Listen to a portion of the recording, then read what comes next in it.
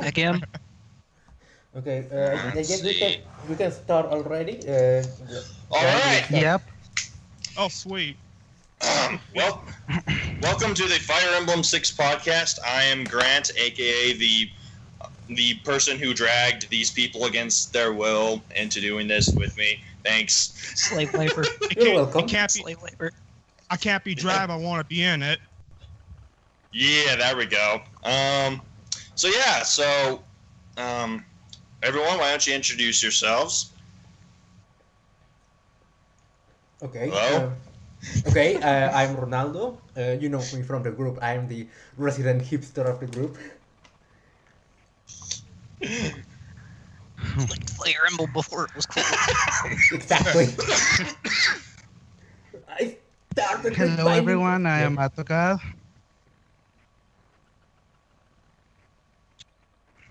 What happened? Yeah, that's right. I'm Blaine. I'm just a guy who likes playing games, and maybe I'll just make either a smart post or a funny post, whatever I feel like it. I'm Grayson. Hello, I am Atokad. You probably know me there. So here I am. Finally to talk about Fire Emblem 6. Sweet. Sweet. Quick question. How do you see the chat? I'm trying to find the chat on here. Where? Well, Uh, I'm on the Twitch tab. I'm reading chat right now. okay. Yeah. See, I clicked on the Zator Nova. I don't see the chat anywhere. Dang it. Okay. We'll have to move. All right. So today we've got a few topics lined up. We got some really special stuff. But first, we were planning on mentioning how we got introduced to FE6. I guess I will go first. All right. So I played Binding Blade right after I'd beaten the Yggdrasil games. I was playing the Yggdrasil games like untranslated, but with Fire Emblem 6, I'm like, you know what? I want to play this in English. I want to know Roy's story in my own language. I don't want to have to go online and read some scripts. And someone was kind enough to give me an English patch along with the game, so I was like, oh, cool. Hey, those things exist. Yay. And so, yeah, I played the game. It was different from Blazing Sword, but I was kind of middle of the road about it. I think I've gradually accumulated a taste for FE6, but I still like it now today. So that's my story. Ronaldo, why don't you go next? All right. Binding Blade was my first game in the series. It was the game that introduced me. A friend recommended me, and I played it in Japanese.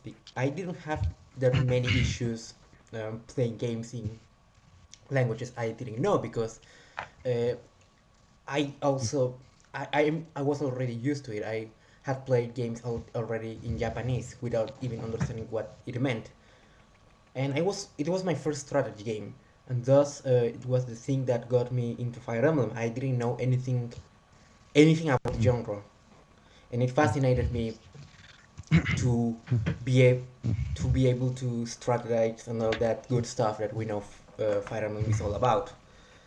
And the playthrough was actually pretty shitty, because half my army was wiped out. Sounds like my first run. hmm It happens. Half of my army was wiped out, I and didn't beat my first one for like a year. my lady actually saved my playthrough. And then I played it. I played it in English, and and I understood the story, and well, I fell in love with the game. So I wanted to know more of the series, and that's how I got into Fire Emblem in the first place. Awesome. AutoCAD, why don't you go next? Okay, I played Fire Emblem 6 for the first time in early 2007 because even though I began early with Fire Emblem 7, there was a period in time between 2005 and 2006, where I didn't got to play Fire Emblem. Student, all my consoles got taken away from me. And I did this game I heard so much about in the Smash trophies. It was Fire Emblem Seeds, and I saw there was a patch for to play it in English, and I said, why not? I played it, and it was love at first sight. It became my favorite Fire Emblem right there.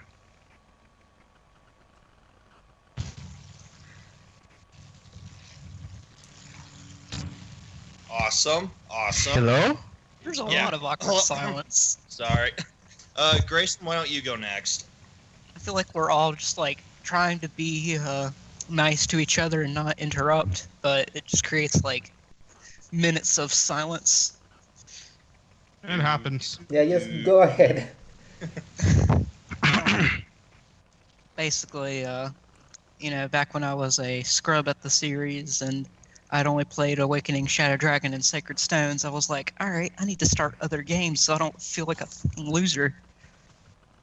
So I went back into like FE7 because, hey, GBA emulating. So then I kept being told that the Japanese-only Fire Emblem games were like the greatest things ever, and so I was like, all right, I'll start playing them.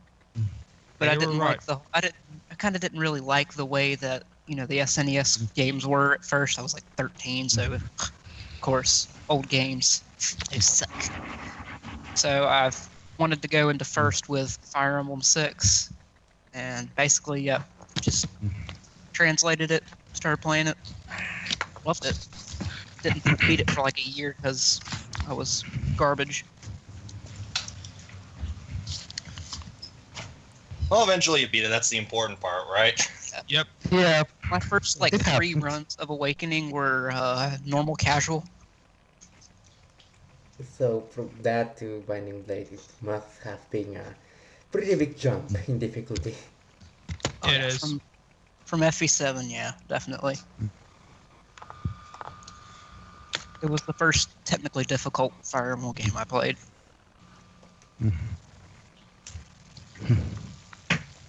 Nice. Nice. All right, Blaine, that leaves you. All right, so this one's kind of a weirder one. Let's see. I was just randomly watching YouTube videos and then stumbled onto a game called Sword of Seals, and then what I saw was Roy. I was a giant Melee fan during that time. It was 2011, and I wanted to play it for myself, and I did not know anything about translating anything, so I played it in raw Japanese and keyboard and with a keyboard. I even arena abused in Japanese. It was not fun, but I did it. Bravo. And it took me until like the fourth guidance chapter, the arrow map, to finally translate it. And I was like, oh man, this is so much better. And it was like my super army was killing everything left and right, and honestly felt like I had a lot of fun regardless, because I still felt like I was being genuinely challenged. Besides the fact, I liked the game because I liked the bigger scope of it, and recently, it's my favorite game in the series currently, because there's just so much I appreciate about it. And we will get into all those reasons why we appreciate Fire Emblem 6. Like, for example, the story. For a lot of Fire Emblem fans, such as ourselves, story can often be a major contributing positive factor to what makes a Fire Emblem good. Yep. So what stood out to you guys about Binding Blade's story? What do you think the game does particularly well? May I start? Okay. Go ahead. What I like about the story is that, well, that I always tend to say that Fire Emblem is some reminiscent of epics. That's what I like about the series. That reminds me of epics about journeys across and wars across the world. And I think that the story of Binding Blades succeeds at that because it's close. Even if Kaga isn't there anymore, it's a bit closer to closer to how Kaga used to write, how he used to approach stories. Even if Oh, it's a bit more simple, but it's closer to that sense of we are watching an epic. definitely. We're watching an epic. Like we have our protagonist doesn't really need to be super complex, or we don't really have to have a big instro- introspection to his um, internal struggles or anything. Like he's a hero, and the focus is the world. The focus is the community, and I think that Binding Blade succeeds at that.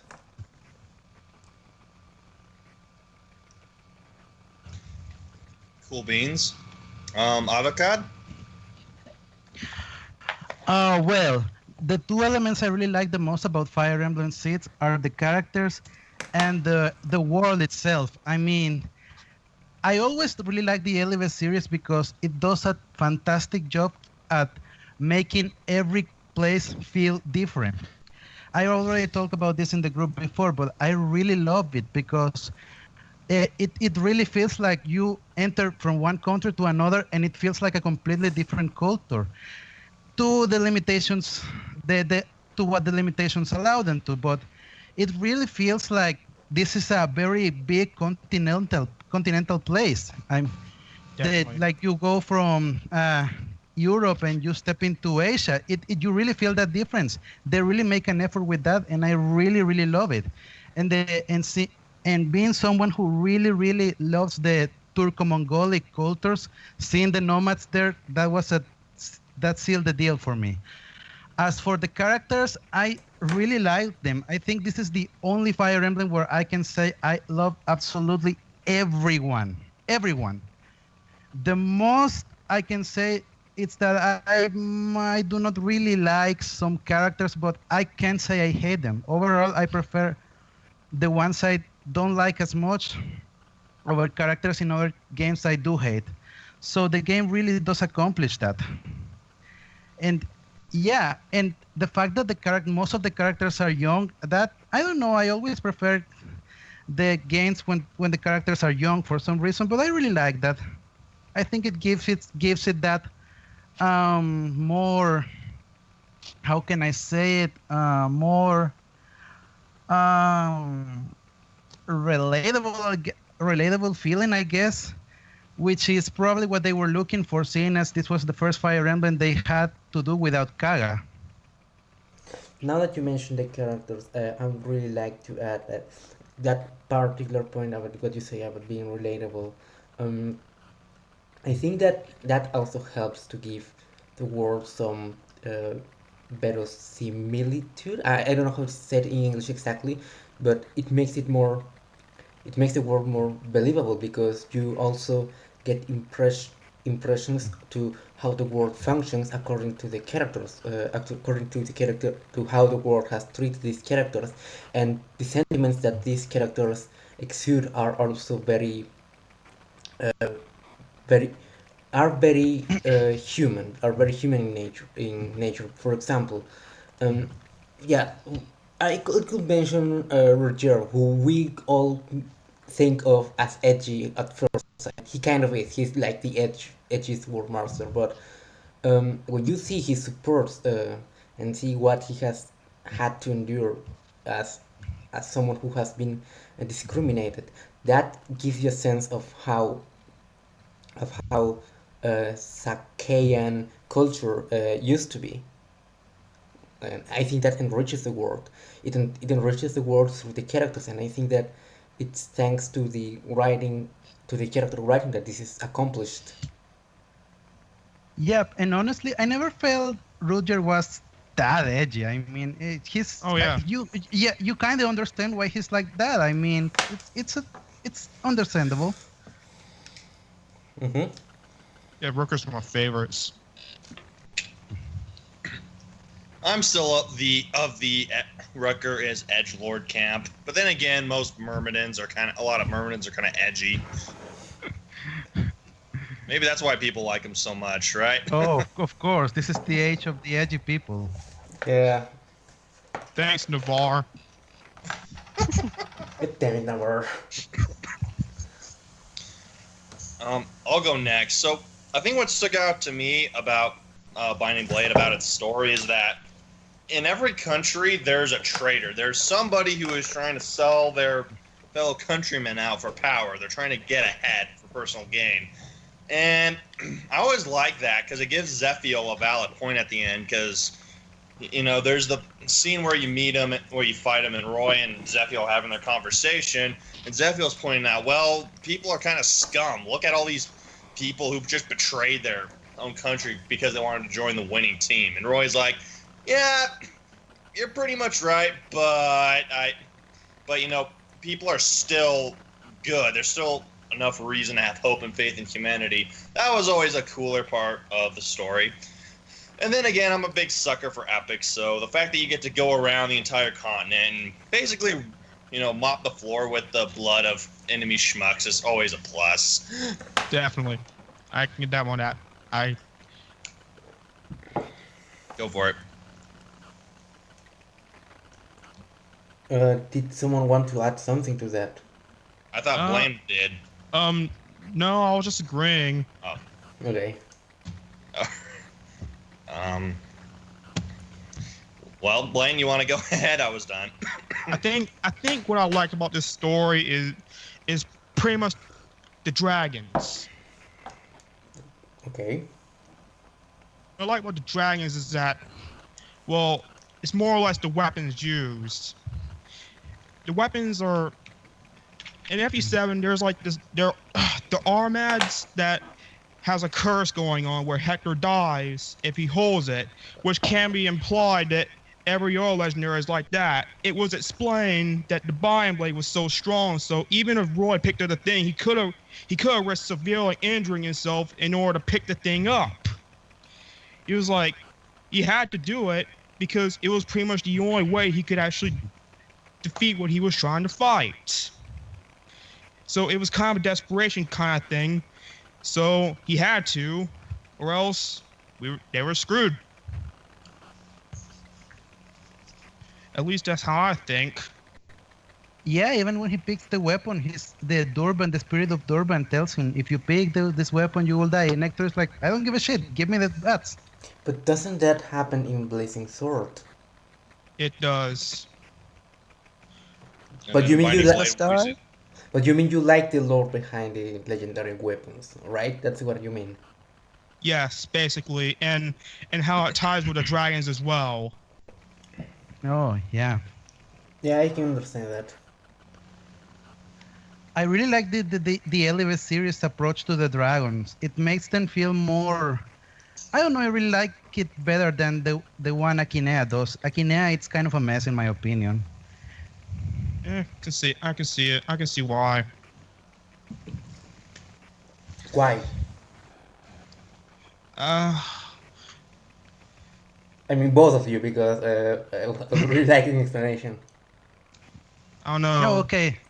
Okay. Oh, okay then, but the thing is that the dragons in Eleve, I feel they give them more of a story I really like, in the sense, in the connection with the world, because they give you the story that they once lived with humans, and then some of them, I don't know, I guess corrupted and began a war with them once they saw the humans were eventually going to overcome them in population, and they didn't want that. They wanted to survive, and it gives a more interesting approach to that war, in my opinion, than there was this evil guy and he wanted to do evil things.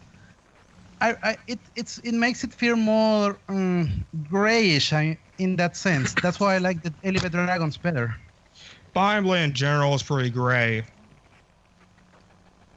least that's how I think. You mean that the dragons in Leaf are portrayed as having acting out of a survival instinct, right? Yeah, I think that's pretty much implied. That's what they did. Everything. I mean, at least the ones that kind of started the war, like Jan. And wasn't it like that in Arcana as well? Yeah, but I mean, it they by giving a central figure to that rebellion, they take away that feeling I like of a connection to the beginning of the world. I mean, yeah, I don't know how to explain it well, but let me see. Uh, um, I think the difference is that Eleve is trying to portray it more as a more Tolkienish kind of epic story, while uh, the Akinea series tried to follow a more traditional one with a central bad figures that pulls the strings of everything.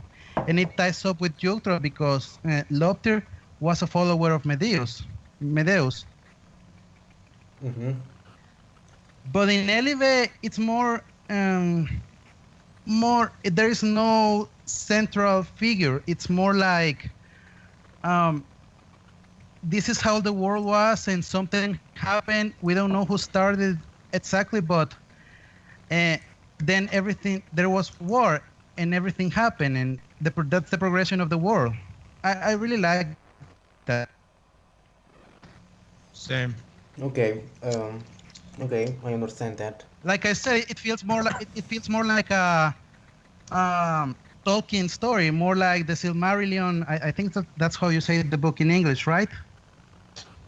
Yeah, Tolkien. Yeah, it feels more like that than not the traditional epics that had more characters. But I think that's the intention of the Akinea saga, so it's not bad.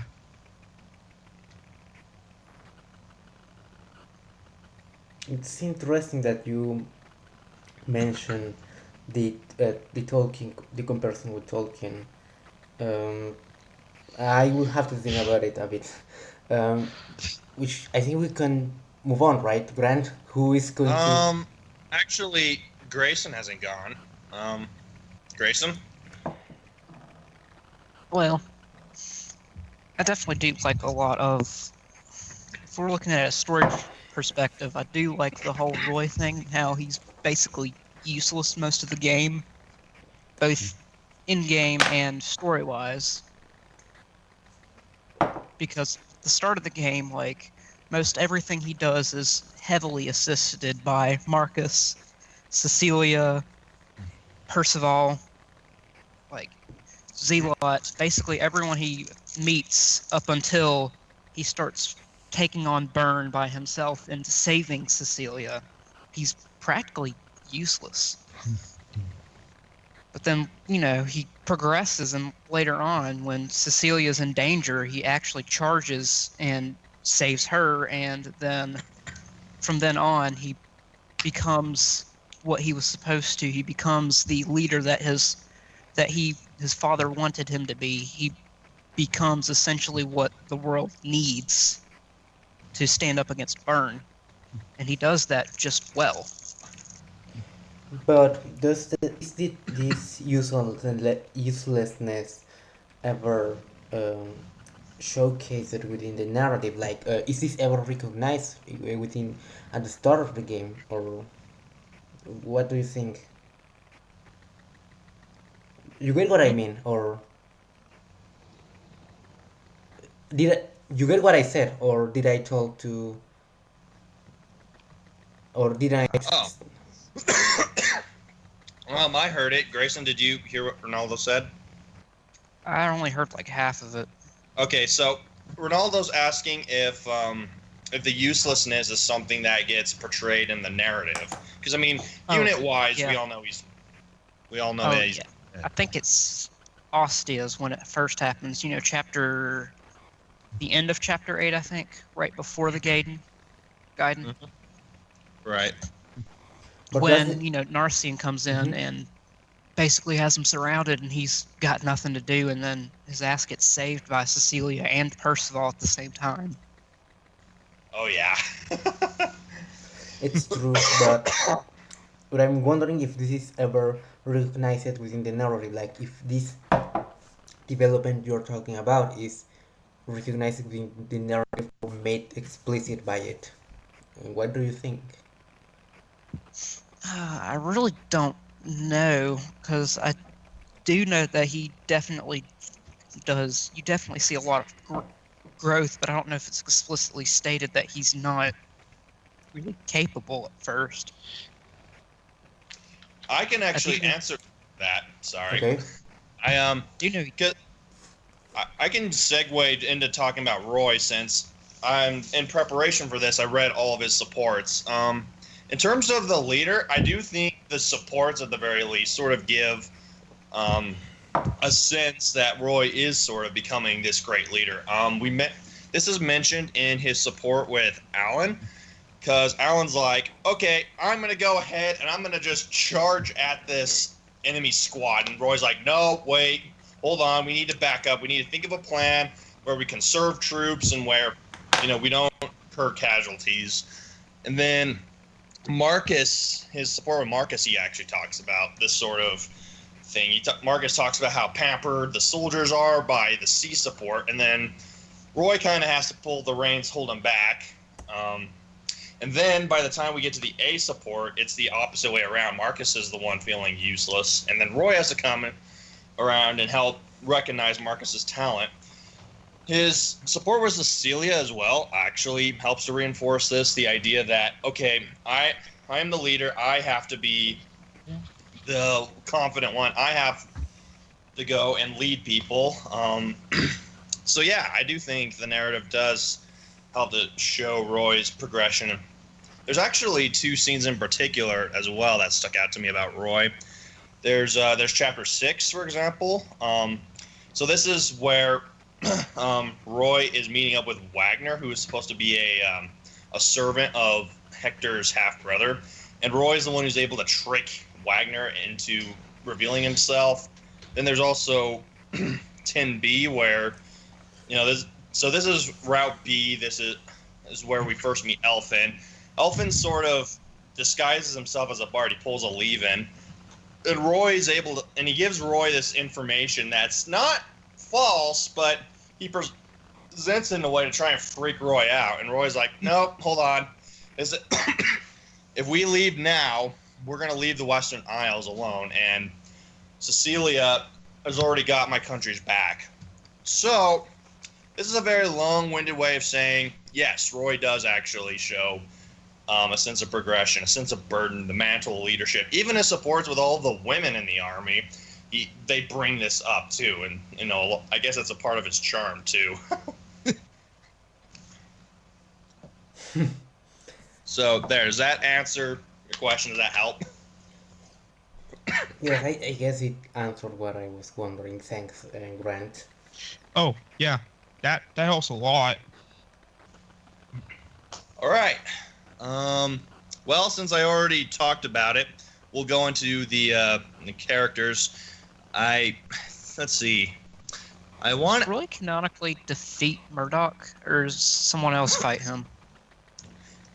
Usually with with relatively non-major villains, there's no canon as to who beats them. So Roy could defeat Murdoch. That's not out of the question, but it's never confirmed. He has special conversations with Roy, with Cis, whatever, with Milady, and I think with those only three, right? Yeah. Right. Yeah.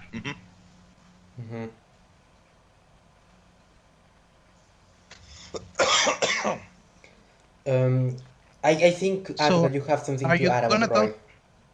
Or oh no, I was going to say that Grant, you kind of skip a little bit with the characters. Weren't you supposed to talk about the gameplay right now? Yeah, but we're already on the topic of the characters, so let's just go with it.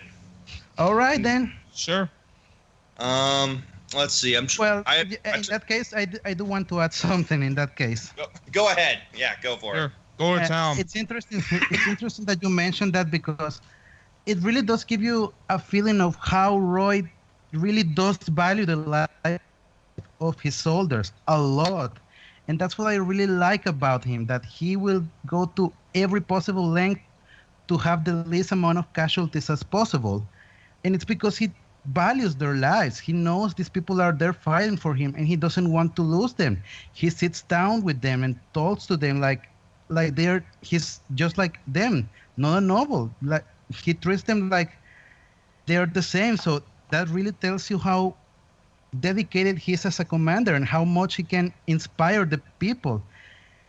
And I guess some fans don't like that because they find him to be a little too nice or weak, or I don't know, but I can understand that. But uh, as a leader, those are very important traits to have. And the fact that he goes to these lengths to keep everyone alive shows you that not only he values them as their lives, but also he's also surprisingly smart if he can come up with all these different strategies to minimize casualties. I've always said it, and that Roy is probably the smartest lord in out of all of them, I and agree. it's all done without tacticians. I might want to add that. Yes, I think the idea behind Roy is that he's supposed to be kind of, kind of a nerd, like he Yeah, because he was actually very he learned a lot with Cecilia, and he learned a lot in school. So he He's what Corin should have been. Yeah. yeah, he can do it. He can. I want to add, he can do it on his own. He doesn't need two tacticians to do it. Fun fact: his support. There's a support between Lilina and Cecilia where Lilina asks Cecilia, "Hey, why didn't you teach Roy magic?" And she's like, "Well, Roy would have studied his rear end off, but with magic you have to have an innate talent." And she's like, "I know if Roy would have studied magic and failed, while someone close in his army like you were to succeed, he would probably get down on himself." So she's like, instead I taught him how to use a sword." I always thought that was really cool because A, we have a in-universe reason why Roy is using swords. We don't really get that with so many lords. And B, it really shows a lot about Roy, that he's got an inferiority complex, that he's a hard worker. So yeah, that's I wanted to add that little tidbit. There's a lot to appreciate about Roy that people don't really grasp because Oh, it's yeah. not explicitly told to them. And you have to. That's the great thing about Kaga's game. And I know Fire Emblem Six, it's not technically his, but has his traits, I guess. And he does cover that with Roy because it's all about subtle things. You have to pay attention to them and know how to find them. But when you find them, you realize how awesome Roy is. Yeah, he's even kind to his enemies, as shown when he fights Idun. And Oh I think, yeah. Yeah. I think that the biggest issue to approaching Roy and relating to him as a character are twofold. One is that Roy is supposed to be a very normal guy, like, or at least his behavior seems very natural, and thus um, a lot of people, the audience of Fire Emblem is mostly composed of teenagers or young adults, but it's mostly teenagers, and the thing is that these qualities really aren't really uh, that attractive to that sort of audience. Like uh, on that age, we expect more drama or something like that, which doesn't justify the dismissal of him necessarily, but I think that explains it. And the second reason is that it comes from the writing style, because, as I said, we Binding Blade doesn't really attempt to be some sort of novella. It doesn't really attempt to portray internal struggles and focus on them. They are. It focuses more on the world, and it's like more of an epic, and thus Roy. The game doesn't really focus on Roy that much, and it's more, and the writing style is more distant, and that's why I feel that Roy as a character might seem less approachable to a lot of people. I like him a lot. I like Roy, I I think that he's not a very approachable person to most audiences. I don't I don't know what you think about this. Yeah, I think a lot of it is also combined from the fact that in FE6, it has one of the worst ways to gain support levels. Oh Because yeah. I think most every support level is only +1, so you have to wait almost like 60 turns for a support, and a lot of people like, even if you're in casual, like there's a definitive possibility that you'll never get a support like that. Because in my latest FE6 run, I didn't get a single support conversation with anyone except Lance and Alan. can And confirm. I think a lot of that is. Sorry, go on. So what's the support method you prefer then? I do love the Path of Radiance support system. Seconded. No, Third at that. no, I don't like that. They take way too much to get. I think it's the opposite. I think that they are easier to get for me, What? but maybe Oh, it's really because now? but maybe it's because I don't really like putting two characters near each other. I get too frustrated. I remember already. You people play it as fast as possible. That's the difference. I remember now. That's why you. I do not. I do not. Even I admit it's kind of tedious. Not the really. The Path of Well- Radiance system basically forces you with, chapters. So what it does is it also puts you in a certain location story-wise, so that way you can discuss things that have already happened as well, instead of, that forced, you can have this within the first 3 chapters of recruiting those 2 characters. So it has to stay, it can't really tie in with the story except lore-based. I think that if we want to preserve some sort of the same method that AutoCAD likes, but modernize it a little bit, it will be the support bonuses will be Shadows of Valencia No, Shadows of Valentia, no. why not? I don't know. It's not the thing is that they can happen way too fast, and I don't like that because narrative it doesn't make any sense. Well, actually, sense to what me. Shadows of Valentia does is it locks certain supports behind act bars. Like you can't get the final May and Bowie support up until Act 4.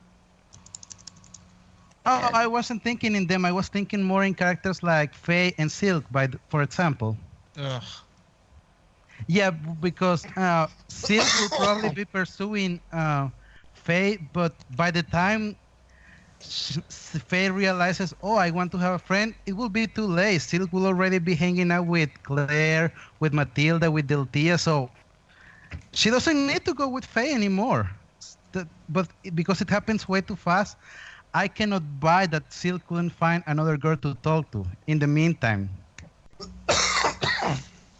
Well, I think we are straying too far anyway, so Yeah, let's change back. If you're talking from a story's perspective on supports in Shadows of Valentia, every single battle's like at least a day apart at the very least. Oh yeah, I guess. It's the calendar system.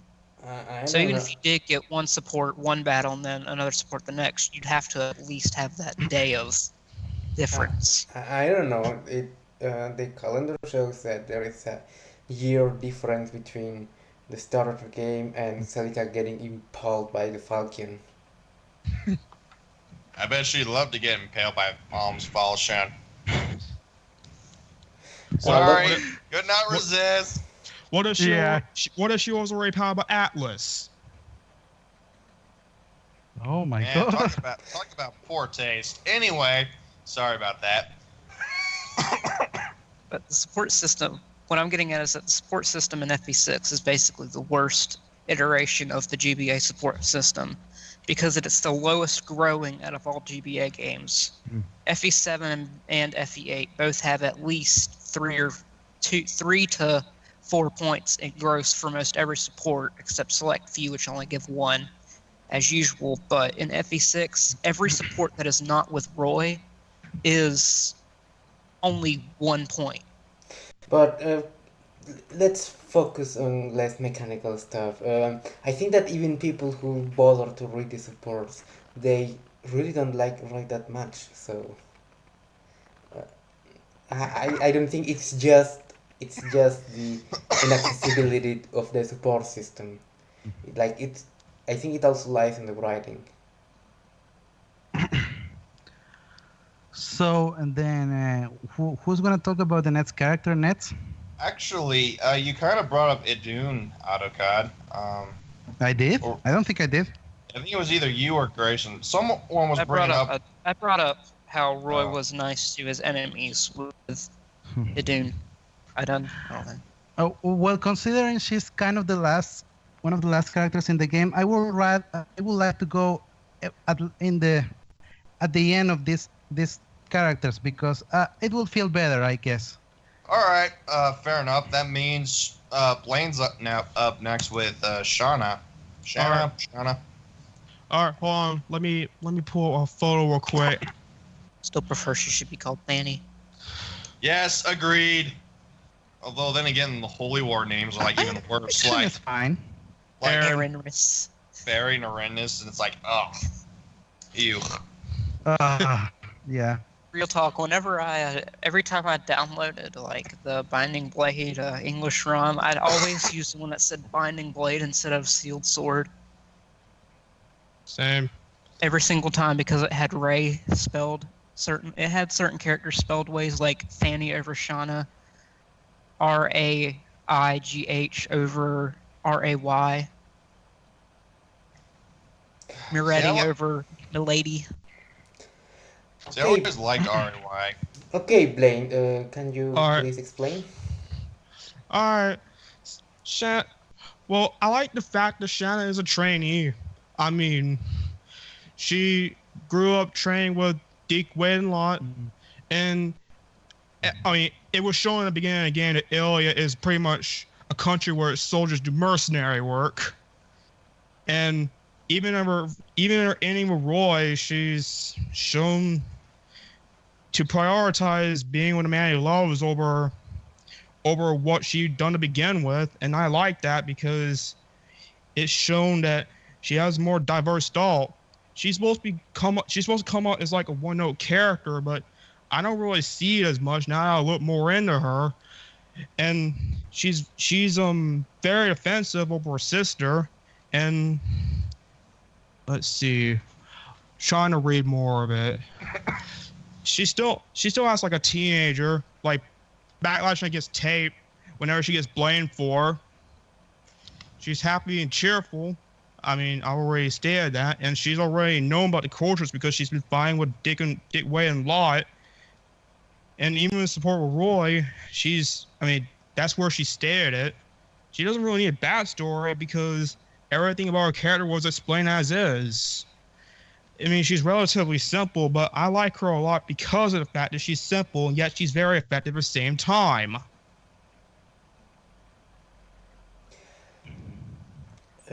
Are you done? I think I am, yeah. Yeah, I wanted to add something. I also like Shanna a lot. The thing is, yes, I like that she's very joyful and she gets along with a lot of people. I also really like her support with Roy. The thing is that is most intriguing to me about her is more about how Ilya is portrayed throughout her, and all a bit through her sisters, but how Ilya is portrayed throughout her, because it gives away also a part of how Ilyan culture is, how females are, how it's mostly I don't know if it's precise to call it that, but it seems to be matriarchal. I don't know if it gives that impression, and Well, women do have a very important role in Ilya, so maybe. I Yeah, mean, they don't seem to mention any king or anyone. Nope. but it Yeah, they seems don't really it, have a centralized government. yeah, that's true. It's But more like yeah, yeah. it's yeah, it's more like a group of mercenaries, uh, and the conditions are very harsh. But she's still joyful, and it still makes her enjoyable to watch. I think that's what I like the most about her. Yeah, I think it's because of the fact that she's still a trainee, but I'm not really too sure on that. She's still a trainee, definitely. She's joining Dick and his mercenaries because she wants to get enough credits to be able to be promoted in Yeah, among the mercenaries in Ilya. yeah, I agree with Blaine that um, Shanna's kind of got that super fragile little kitty trainee type of mentality, just very upbeat in that way, which I can see why he likes her and would want to talk about her. That's something that's come across to me. Like when I was reading her support with Roy, it was Mhm. very, it was very. She was. He actually Roy noticed that about her. He's like, "Oh, you're always so upbeat and happy. What can I do to be like you?" And she's like, eat well, Eat exercise. well, sleep well, live well. That's Yeah, she very didn't. adorable. Yeah, it was very natural. It was kind of. It was funny in that way. She's the perfect woman. yeah. Yeah, one of my favorite Roy, probably my second favorite Roy ship.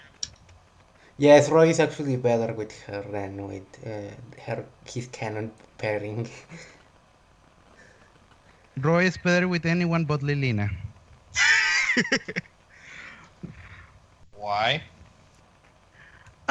It's not that I dislike his relationship with Lilina. I just feel it's a little bit simplistic, and Lilina kind of has this almost fey approach to Roy, in the sense that she's expecting him to come to her and not her going to him, as many of the others do. Um, Which is why she was always back in the days portrayed as some people kind of felt this yandere vibe with her. She's always like, oh my god, Roy, come to me, Roy this, Roy that, and it's kind of annoying. I mean, I don't dislike it, but he's better with the other girls he can have, I do honestly. dislike it. I am not a fan of childhood romances. Not, no, I'm not a fan at all of childhood romances. I do dislike the pairing. And the thing is that they seem too forced to be together. Like the game explicitly makes them, like the game sets both of them to be the couple, and I'm like, game, I don't care. Roy is better with Shanna. I think they were trying to go for a more Shida feel with Lilina, but it didn't work at all. It didn't work because Martin and Sheila have actual chemistry with each other. Yeah, basically. But back to Shanna. Has anyone anything to add? Nope. All right. All right. Grayson, you want to talk about Ray? Yep, that's why I'm here. Go Well- for it, buddy. Essentially, Ray is a lot like how Guy explains Severa and how she's basically the spawn of what happens in war and how detached people get. Ray is that kind of just emotionally drained person who has seen how terrible things are. Like, he grew up in an orphanage. His mother's dead. He never met. I don't even know if he met his father. He knows his mother's dead, of course, as she leaves to vanish and search. Because I think Jafar is technically canon, right? Yeah, I think Considering they his have that. personality, I say yes. Yeah, Yes. basically. Jafar is the only one where he disappears and she searches off. Otherwise, she disappears and the father disappears in search. But with that, he and Lou are both, orphans and are both detached from everyone. Like, Ray actually leaves to study dark magic and become strong enough for Ray and Lou to protect the people he cares about. Just like that whole support he has with Lou, he always talks about how he meant to come back but he just, he never felt he was strong enough to support everyone. Like kind of like Roy, he has that somewhat inferiority complex, but instead of, always being nice to people, he grows very distant and rude to people just to detract from that whole, this is real life. Life isn't all fun and games kind of aspect. He's the kind of person that was ruined as a child and is detached from all good emotion. Unlike Lou, he didn't become nice and positive about the world. He became cold because of it, kind of the way that Soren did, but to a lesser extent.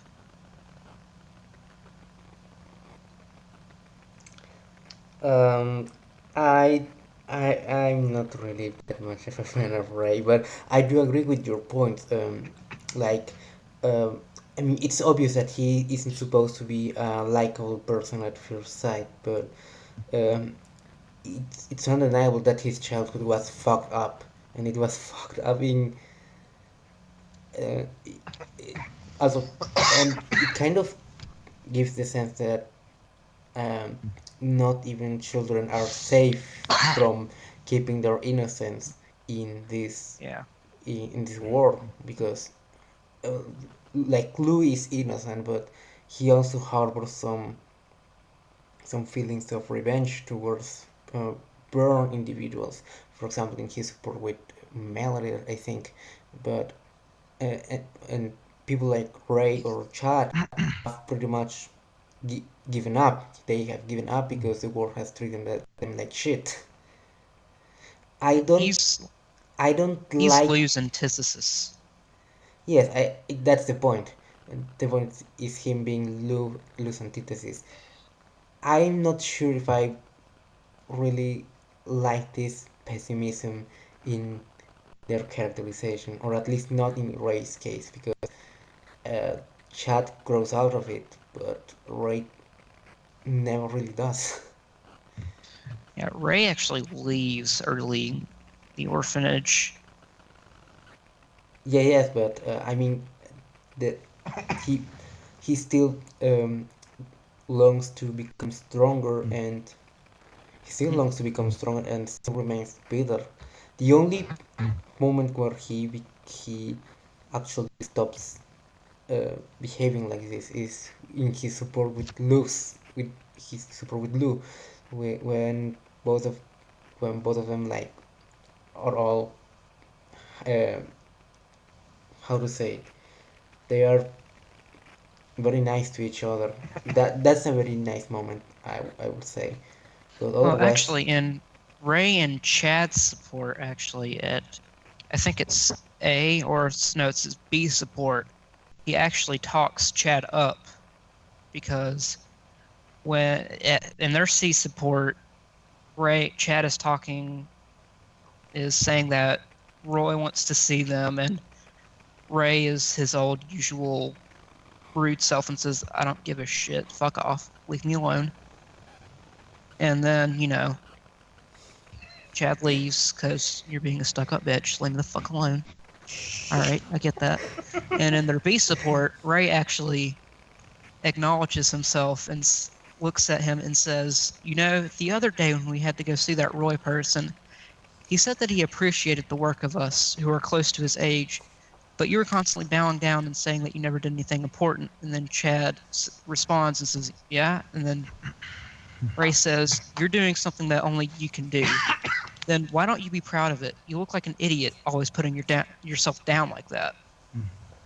So it's his backhanded compliment, basically. He's still that rude, persona, but he's actually talking up Lou, trying to be nice, but he's also trying to hold that facade of, I'm a piece of shit, leave me the fuck alone. He's pretty much the walking stereotype of an edgy teenager. He's kind of like a Sundere archetype, but Tsundere. instead of it's not like I have feelings for you or anything. He's like, it's not like you're an alright guy, fucking retard. That sounded so tsunderish. Definitely.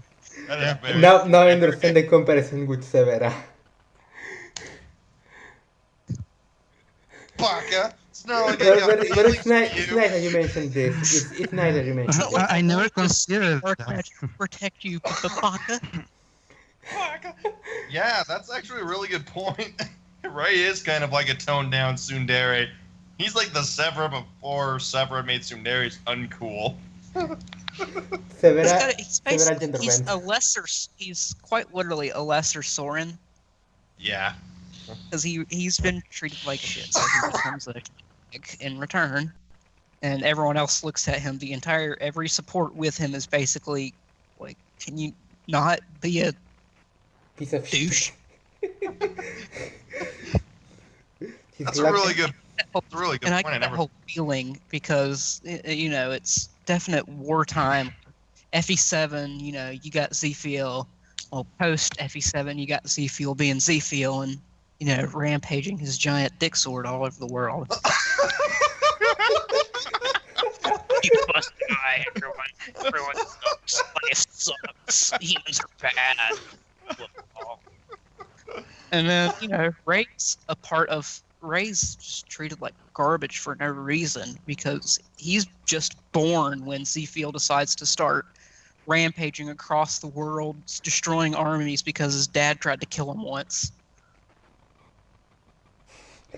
But he sees that devastation and becomes instead of molding himself to try to break away from that, he devolves into it and grows distant from everyone and shows the repercussions of how no one is safe from that. And no one's innocence is safe from a devastating like that. Yeah, I agree with that. Like, basically. the trio, whatever you say in English, of Lou, Chad, and Ray pretty much portray that no one is safe. Like, even children lose their innocence. And even Huff recognized this. Huff, the purple-haired guy, even says, what's the point of this world if not even children can keep being children? Like, yeah, it really helps to give this situation and gravitas. It's nice that you mentioned this. It's something that I particularly like about this game. This bitter feeling. I think some of the supports are actually some of the best in the entire series, even if they are the hardest to get ever. Yes. Definitely. Yes, they are my favorite as well. So almost every single support has lore behind it. Like, it's got a little bit of comedy, like, slammed in with hard lore, like with Biek and Lot. He talks about how, their mercenaries or their recruiters left them to die, basically. And that's just casually strung in there, like, out of nowhere. And Biek's just like, yeah, you think this really kid's like that? He's like, nah, pretty cool. All right. Right. Basically every support's all about lore or some sort of everything. It's all connected. And I definitely like that every character in this game actually has a character, despite not being important to the story. Like, the only people that's really important, it's normal Fire Emblem syndrome.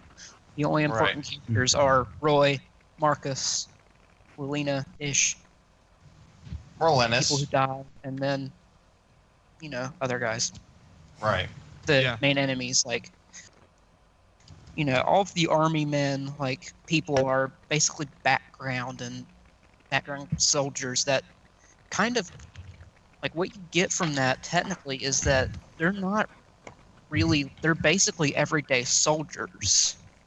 But these are the people you follow, and these are like Roy's main guard, I guess you could say. And they all have very different backgrounds. Like, Ray, Blue, and Chad and Kath are all orphans fighting. Wendy is Borza's sister who joins to fight what Fur is tied in with Noah, who, trains her in the arena and then whatnot. Shin and Sue are, part of the K. And it's all, everything's all connected some way in this game, and all the supports tie that in professionally. And I think that's something that heavily helps the game's story.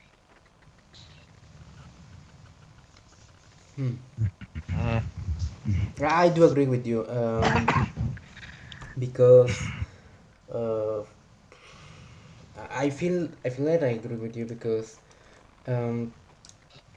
this that's something that I always feel that differentiates it from later games in the series. That I always loved supports that went serious, like, regardless. Like, I love the Inigo support with his father and how, like, he goes off on his father because of how devastating everything was. And it's one of the only serious supports you'll see in Awakening. And I hate how, but Binding Blade is plagued with them. But Binding Blade's plot is full of them. Yeah. Binding Blade's definitely a lot more serious because Elebe itself, like, FE6 still deals with a lot of more seriousness than Awakening and Fates and Shadow Dragon do. Like, I know, Arct is very, very, very, very powerful. I would say though that this is limited to the support system because and this is tying into what I'm going to talk about because I have to talk about Sephiel and we have been talking about the story of the game, about the writing of the game, but mostly we have been focusing about how the world is constructed through the writing, or mostly a Tolkien-like approach that the landscapes and the world is important. But the thing is that when we look at the actual story, like the actual story progression that is happening through our eyes, it's not that very complex or not that very interesting, and that's a bit of my problem with Sephiel. I don't think he's a particularly good villain. Like the game attempts to what? I think his issue is that FE7 actually makes him worse. Because I know it tried to, explain a lot of backstory, but really it teaches him that, like, Zephiel's whole thing is that humans are corrupted and evil, but, like, an entire army goes to save him. And Murdoch and Runya are loyal to him to the bone. Like, they've always protected him, and Guinevere is so kind to him in FE7. I agree. That makes him... Wait, Grayson, I hate to interrupt you. I agree with you that FE7 makes it worse, but even if we limit ourselves exclusively to FE6, the issue is that Sephiel's characterization happens to attempt to give him a background, even if it's not portrayed on screen. This is still attempted to be done through exposition and dialogue by Guinevere, and the problem is that I feel that this sentimentalizes a bit of his characterization because it tries, because I think that the intention is to make him a more believable, a more relatable, or something to portray how that he lost faith in people. But I think that this sentimentalizes his his perspective because it makes him seem as a as some sort of uh, poor, mishandled villain, like something we have to feel pity for. And I think that I that's think out of all of the pitiful villains, the villains that you feel pity for compared to like Arvis and Trevant and Lion and etc., like I think he's actually one of the worst out of those people. Sephiel, you mean? Yeah. Yeah, Yeah. Because, yeah, like, actually, even Medius, like, you don't really, at first glance, you see a lot of bare bones from Shadow Dragon, but if you can actually delve deeper, and you do notice that Medius is actually retaliation to how terrible dragons were treated. And Medius is a lot of, like, Medius has more reason to be evil and that opposer than Zephiel does. yeah. That's the issue. That at the end of the day, Sephiel's behavior seems like a tantrum. Yeah. Seems Well, like he's... I mean, I can understand the idea that they're going for with Zephiel, that his daddy treated him like crap, and so that kind of hurts his outlook. That part seems realistic. The only problem, I think, is that outside of his dad, nobody else really treats him terribly.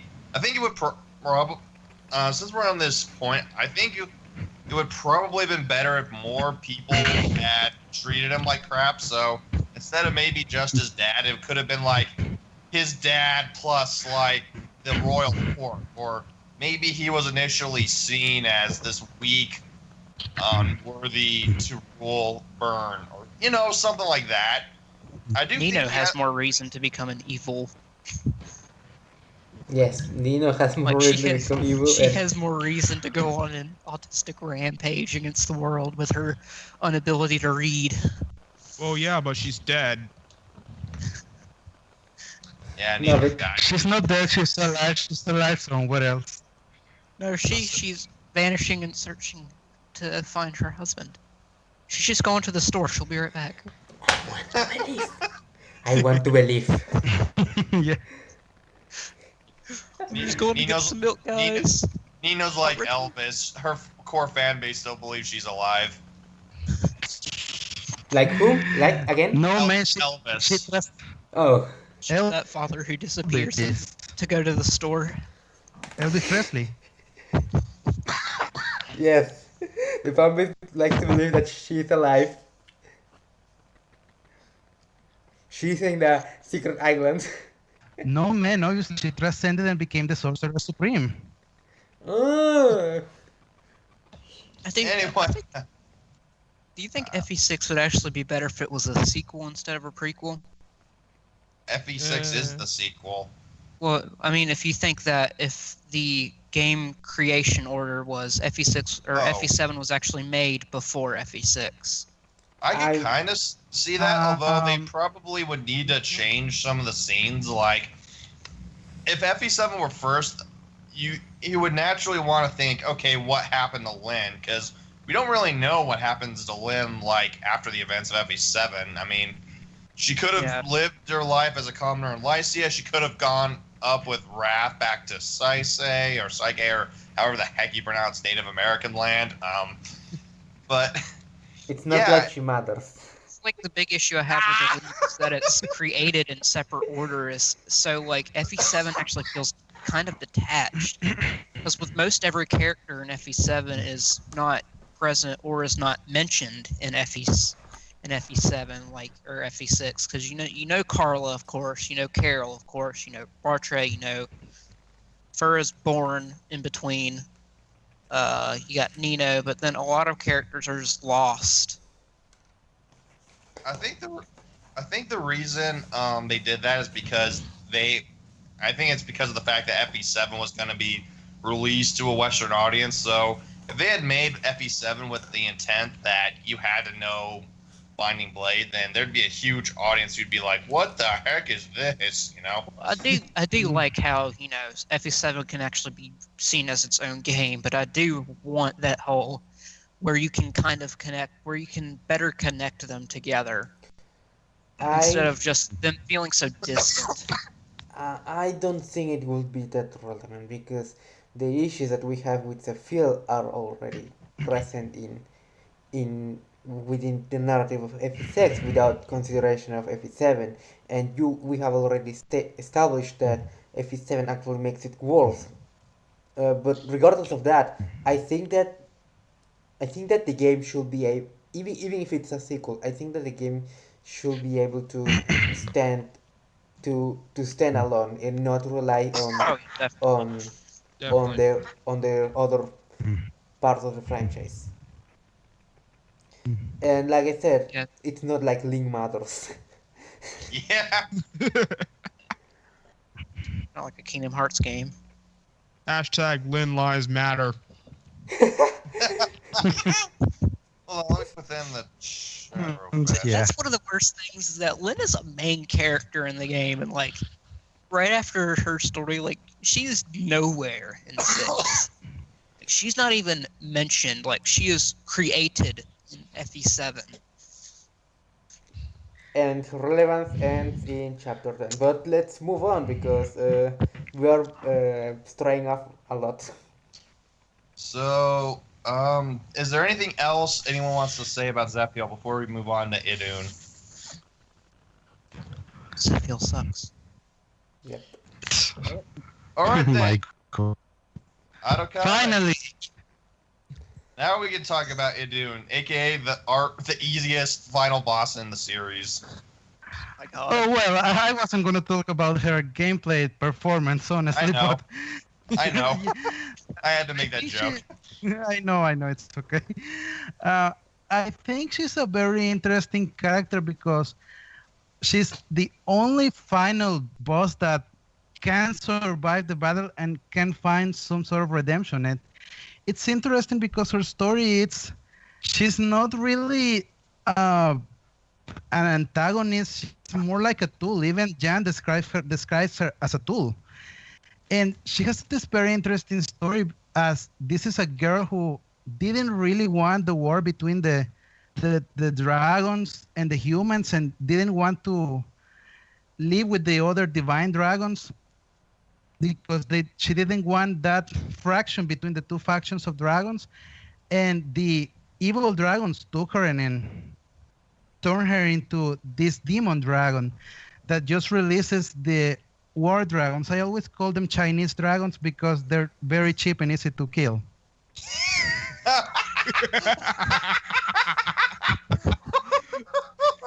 Oh my gosh.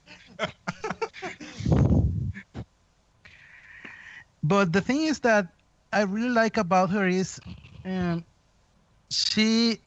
think she ties really well with this theme that Fire Emblem seems to have, and it's related to the loss of humanity or your soul, to say the least. I mean, Zephiel lost his faith in humanity because everyone is shit.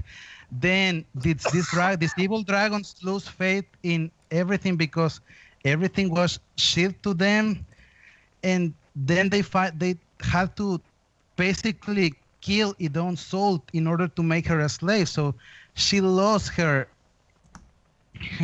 being, the point of making, and obviously the legendary heroes didn't want to kill her. At least Harmon didn't want to. So he begged the others to leave her alive. And Roy wants to finish what he started, and he takes pity on her, takes her to Arcadia, where she can finally find that redemption, that opportunity to start the life she was denied. And it's interesting that it is Fi who's talking to her, because she has this conversation with Roy about what if I eventually turn into an evil dragon. And yeah, That conversation gets me hard. Yeah, That it's a really first, cute is one. that one of the only Fire Emblem games that actually has you not kill the final boss? Yep. No, oh, I mean, yeah, you can save it to say, yeah, kind of save it. But the thing is that it's interesting because the new Fire Emblem games, after waiting, they take this theme of corruption of the divine dragons. This this honestly stupid idea that eventually divine dragons eventually become evil because I don't know, they get bored with age or something, and they do it in Shadows of Valentia. I mean, yeah, in Shadows of Valentia. They do it Uh, in Fate. Yep. the Dragon Sickness Corruption of Shadows of Valencia was in Gaiden as well. Like, I Kaga originally came up with the idea of Dragon Sickness as well. I think that the Yeah, but Mila and Duma domain weren't dragons. were they Mila were and Duma gods or weren't something dragons. in Gaiden. I think They weren't dragons they were just to gods or my something. knowledge, at least.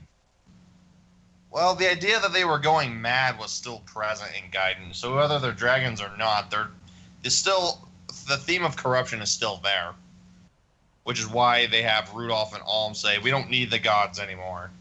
But I think that it has a different implication because um, I think it has a different implication in Gaiden because it ties in with the whole relying on gods or relying on divinity might give might be futile or something, but we will be straying too far if we keep discussing about Gaiden. Go on, Advocat. Okay, as I was saying, he has this conversation with Fi where Roy because you have people who care about you, and even if you grow up, you'll always be Fi, and that's really interesting because it shows you, it makes you ask, what really causes this corruption in the dragons, and I I'll be right think it back, all guys. comes down to, yeah, okay, In the a minute. game is trying to tell you that I think the game is okay. I think the game is trying to tell you that what makes dragons evil is forget each other, and they begin warring and bring that lifestyle to them. But if they stay together as people of Arcadia, they can survive. I mean, the elder in Arcadia is a dragon, and he's not evil. He says himself, he's a divine dragon. He even talks about he knowing he was one of the dragons that left Idon behind, and he regrets that because he knows what happened to her, and he vows to recover her. So I think the message the game gives you with Idon is that you have to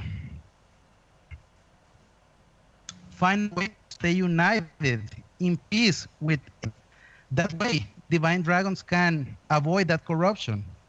And that's a message that I think Fates and Shadows of Valentia didn't really get because they just seem to think that divine dragons are just going to become evil regardless of what they do. But Fire Emblem Six shows you that that's not the case with Idon. And I think that's why I really like her as a character.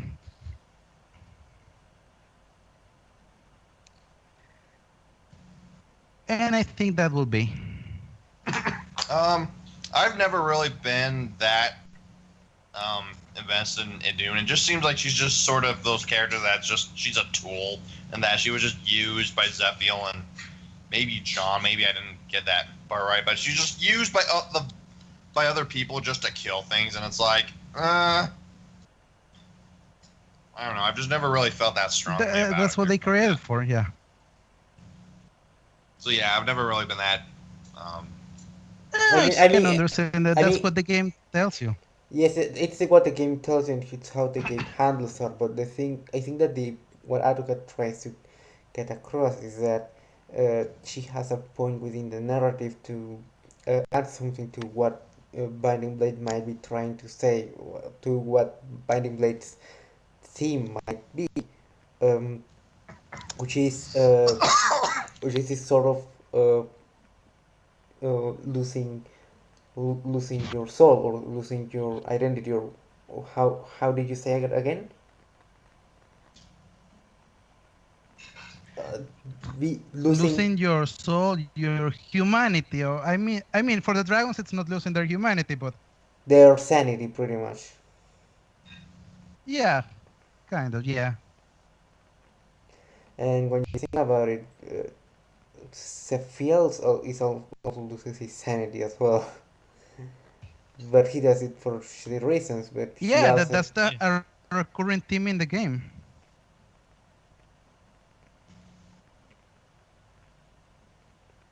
hmm. But I think that it would be stronger if somehow uh, Roy himself would oppose to that. Or what do you think about it? Like if Roy's characterization will be opposed to that sentiment of losing your sanity or losing your humanity or those or that stuff. I think that when you give me that theme, I feel it might have been a missed opportunity to dwell more about it. Mm, I think the game does already a good job addressing that, but some extra details about it would be nice, I think. Yeah. Okay, does anyone else have anything to add about Idun? Not really. I really like her, and I agree with what has been said already. All right then. With that, we can move on to the gameplay. So, as many of you know, Binding Blade is often All right. recognized for its gameplay, for how fun it is to play, for what it does right. So, first, the first question: what do you guys think Binding Blade does well in terms of the gameplay department? And Blaine, why don't you start us off? I like that swords and bows are relatively useful. And not only that, but thanks to the lower hit rates, thanks to the game's overall like weapon triangle, sword lances and axes having general lower hit rates, stuff like that. I like the fact that you can just use them. Not only not only that, but I feel like that when you feel your own team, I feel like there's not much left behind per se. And when the ambush spawns come from behind, I feel like that you are like moving as one unit. Like you're using your own army instead of just using like a few units to destroy everything. But that can be an exception depending on how you play. But I kind of like that feel in general, honestly.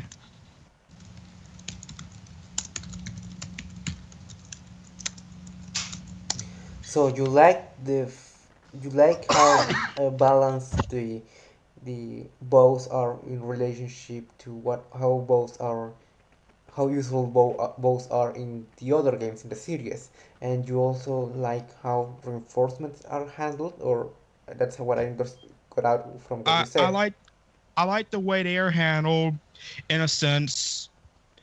And not only that, but I feel like that with how damage can get, I feel like that you don't necessarily break the game. And even with the strongest units in the game, I feel like that you still don't necessarily break it.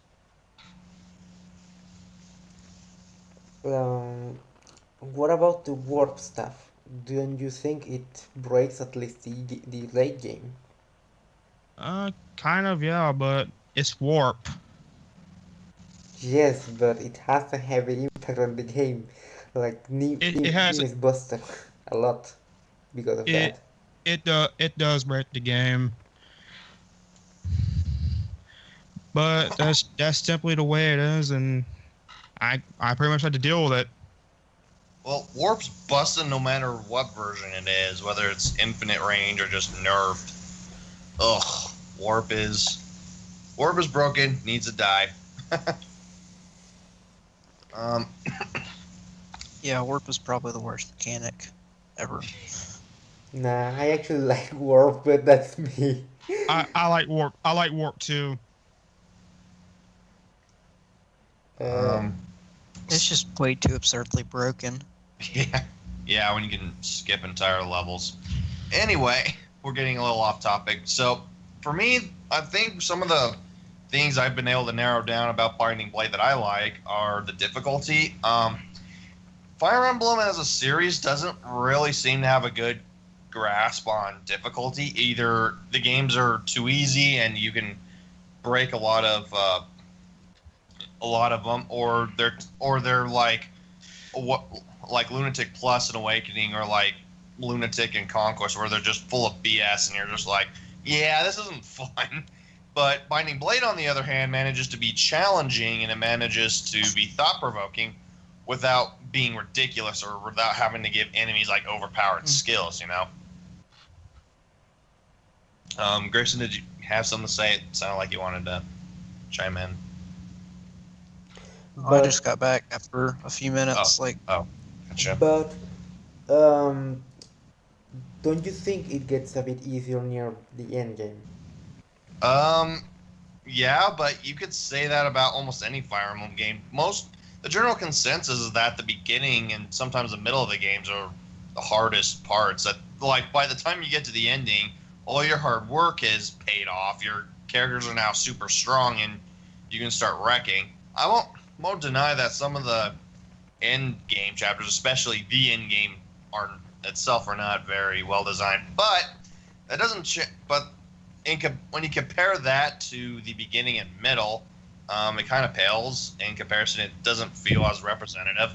And speaking of maps, another thing I think Binding Blade does extraordinarily well is its map design. It seems to be very good at punishing turtling. Like, you try to play slow in Binding Blade, and that game will pour reinforcements on you until you die. Yeah. Chapter 4, I'm looking at you. Chapter 7. Love that chapter. But yeah, I'm actually impressed with like Binding Blade's tutorial. It's arguably even better than Thracia's. Like, it even attempts to have a turtle disincentive, because there's like a little bandit trying to get to the village. Granted, anyone can reach it who's paying attention, but the fact that it actually does that, the fact that it actually does that is really impressive. Because with most of the prologue chapters, or the first chapters of each game, it just kind of feels like they're trying to hold you by the hand. I know Don says that it treats the player like an idiot, and I agree with them. Most Fire Emblem games are like, so you press the A button to put your little unit over here, and you need to press the A button again. Did you beat that super weak one villain by yourself? Here's a gold star, guy. So when Binding Blade comes around and appreciates your intelligence, it's like, thank you. I'm not a 2-year-old. So you basically feel like Dora the Explorer. It's giving you the tutorial. That's the Fire Emblem way of Dora the Explorer trying to get me through the tutorial. Especially like freaking Fates, where it's like, oh, I don't have to press any buttons at all. After 2 turns, I've already won. Chief. Oh, yeah. 7. Fuck you. I played The entirety of Lin mode. Yes, Stones. exactly. I remember playing Press Fate recently. A button. I Now hit trade. Now scroll over Sane. Go down to Volinary. Press A. Oh. Now press A. Now press B. No, Now go down to Items. Press A. Now go down to Volinary. Press A to use. Oh no! This is why I only play FE7 on a Wii U. That literally happened. It tells you how to trade items, and then when you scroll over their inventory, it tells you to press A and take it. It tells you to press A to place it in the other person's inventory, and then press B. It's like, I'm Merlinius, I'm Merlinius, I'm Merlinius, I'm Merlinius. do you know where the buttons on your Game Boy are? Find the buttons on your Game Boy. Have you found them? Press the A button. Now, the control pad moves your character. Press the A button. Now press the control pad. You see? Oh. Narsen, don't take it. Narsen, don't take it. Narsen, don't take it. Shit. The entirety of FE2 blend mode treats you like you're a 4-year-old. Like, Shit. So You're right. Yeah. I think Blazing Swords tutorial will be a contender for the worst tutorial I've ever played in a video game. Some months ago, I would have said it's the worst, but now it's just a contender. it certainly sucks when you're trying to get a new Blazing Sword ROM because your other one, and then it's like, oh crap, I have to go through all this freaking tutorials again.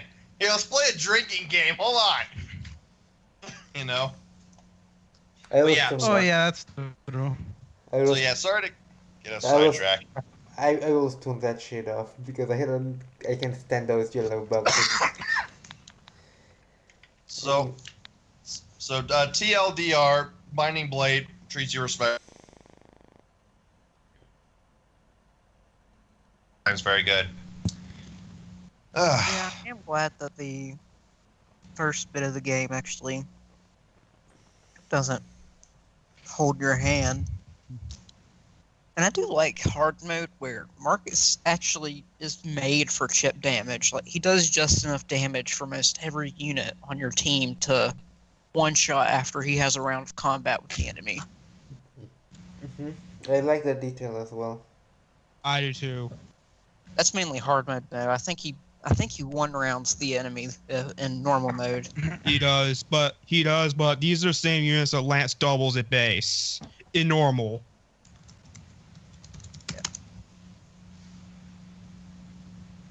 Okay, who's next then?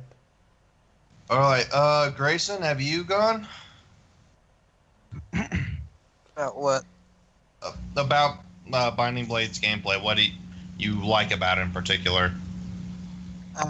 Well, a lot of things actually. Like, I do like the definitely the legendary, the way you obtain the legendary weapons.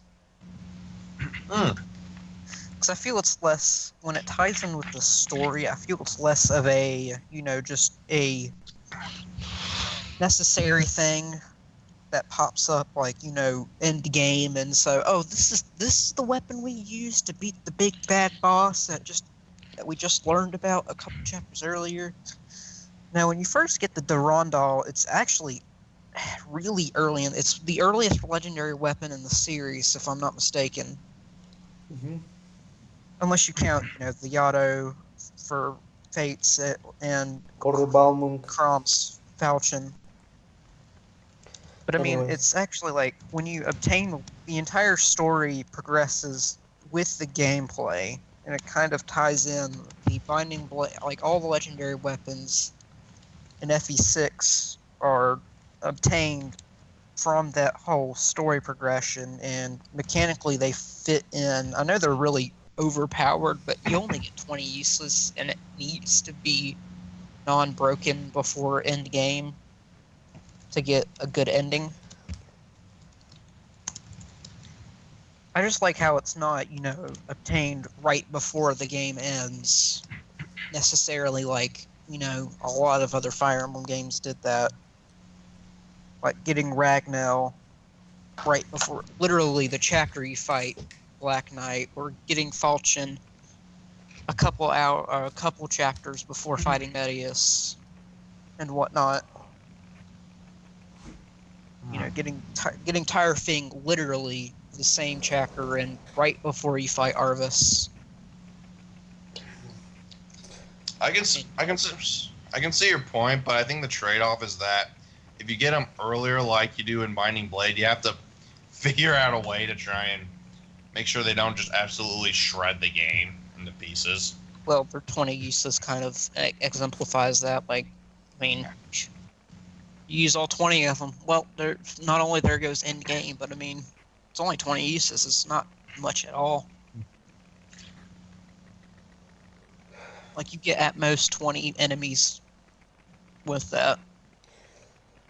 Actually, you're the first person whom I see to defend the design decision behind the guidance chapters, because a lot of people don't really like them. They think that it's too cryptic and does, but they think it's too cryptic, but I don't mind it. It's fine that those things are secrets because they are very powerful, as you said. I like the guidance too. They can't break the game simply because of like their lack of a good number of uses. Like Yes, even yeah. the right after you defeat ZPL, and if every item weapon has max uses, like you're only gonna get a chapter of using it. Like Yeah. I mean, you're only gonna get a chapter of uses before it breaks.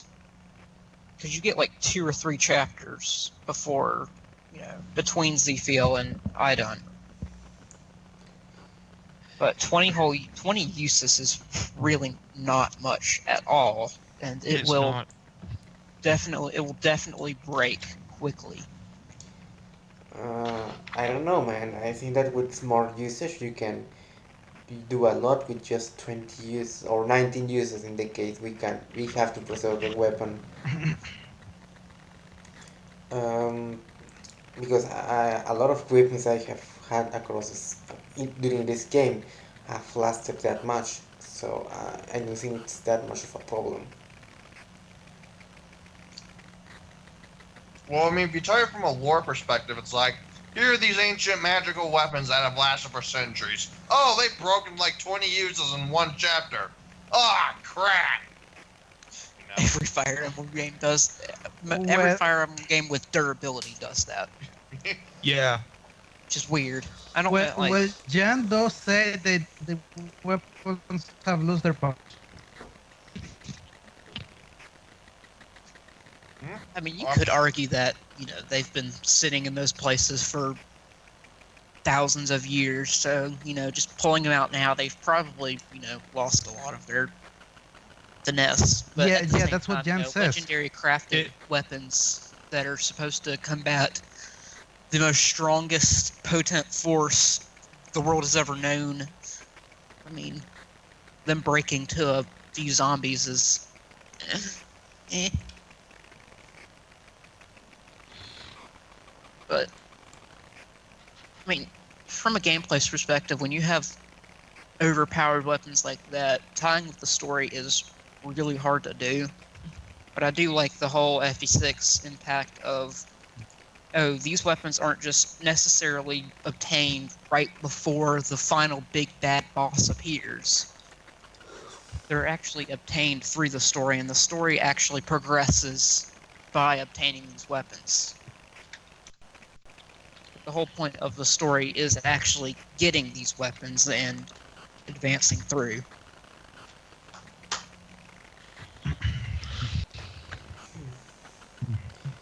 Well, It seems the weapons have more of a story meaning than in most games, because from Sacred Stone's perspective, you get the weapons, and then you fight for Mortis. You don't really need the weapons to take out for Mortis. They're not necessary at all. And then you've got Path of Radiance, where Ragnar just comes out of fucking nowhere. Oh no, because, Black Knight gives it to you, and then Ike just kind of holds on to it. He doesn't know it's a special sword. Yeah, it's a special sword with magical abilities. That's the only thing capable of defeating Black Knight. Okay, I'm going to leave for a second. Just keep talking. Okay? Okay, AutoCAD, why don't you go ahead and Okay. tell us what you like about the gameplay? I'm kind of similar to you because I really like the maps in this game. They're just so fun to play, and it was hard for me to choose this because even though this is my favorite Fire Emblem game, I really do not like most of the other mechanics this game has. I feel it's a little bit tedious and it's not as developed as other Fire Emblem games. The maps, though, I really like the maps. I like the map with you, like tower where the I think those are ghosts of wind that damage your units. I think. Oh yeah, the gust of. Oh yeah, that Are we talking about the light beams and what 16x after Douglas? Yep, and also when you get the ads, I hope for my ads in the map it has these walls that throw poison at you when you go to get the armat. I mean the Duran that has the fire pits. I love the maps that do that. I know it. Oh. What happened? Nothing. Keep going. Okay then. And I would really like if more Fire Emblem games did that. And they did it in a way that they really throw those challenges at the player that do happen in war sometimes. You can be fighting in a mountain and the whole firing of the weapons and the shouting can cause an avalanche and have that be affect the battle. I would love for Fire Emblem to do more things like that. I concur. Oh, and also in Sakai, where when you explore the finding the bow, and if you mistake, you get like 4 normal troopers coming after you.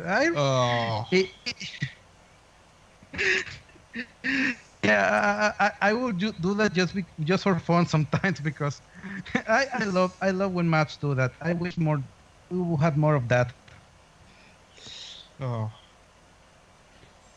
I also greatly enjoy the difficulty in Binding Blade because the thing is that the later games in the series outside of the DS games don't really give any sense of danger, and I think that part of what makes Fire Emblem work is the difficulty because here's the thing, since Fire Emblem is this it's a simulation game. That's even in the title. In the what that's what Kaga even mentioned it, called it.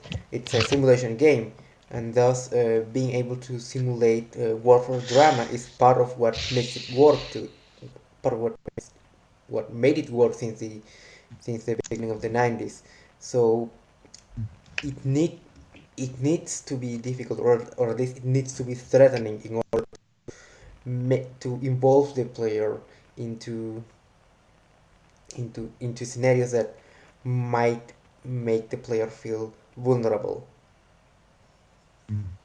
You get what I mean? Yeah. Yeah. Okay. Does anyone else have anything to add about what Atokat said? Not really. No, we can all agree this game has really good maps.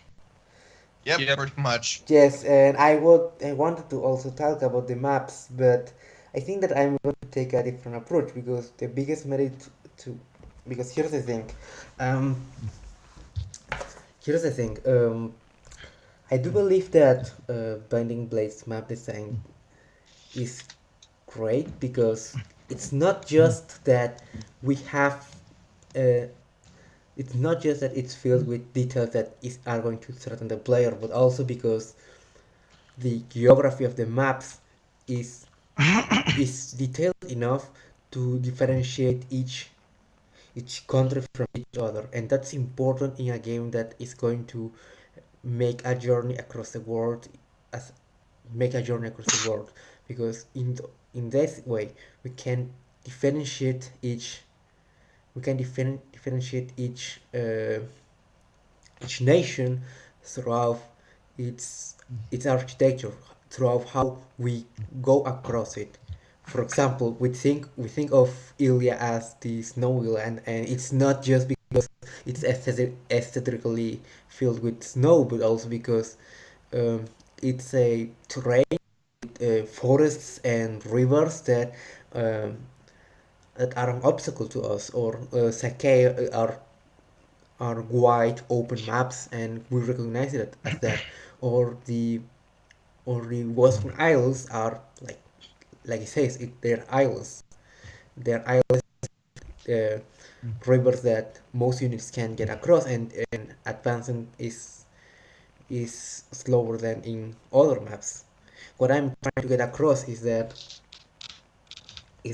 this game um, knows that it's an epic across a continent, and in order for and its level design um, attempts to convey this and give in each nation an identity, not and so it which is cohesive to what we talked before about the writing. Like the writing managed to make each country unique from each other, and we mentioned that before. Adok had mentioned that before, but I feel that this is also portrayed throughout the gameplay, throughout the level design, and I don't think it has been done in later games, or at least not to the extent that Binding Blade does it.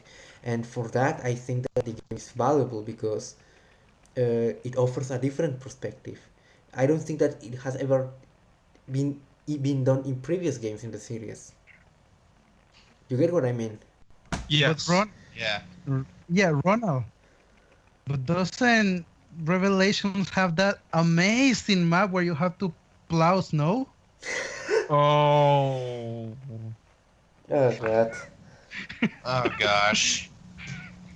It's Metroidvania. It's like Metroidvania. God damn it, man! Oh. God damn it, man! Snowplow Simulator. Gosh. I don't want that map. I'd rather shoot myself in the foot. But Oh you my get you goodness, got that's an example of a gimmick that just makes the map more tedious. Gosh. But you guys get what I'm saying.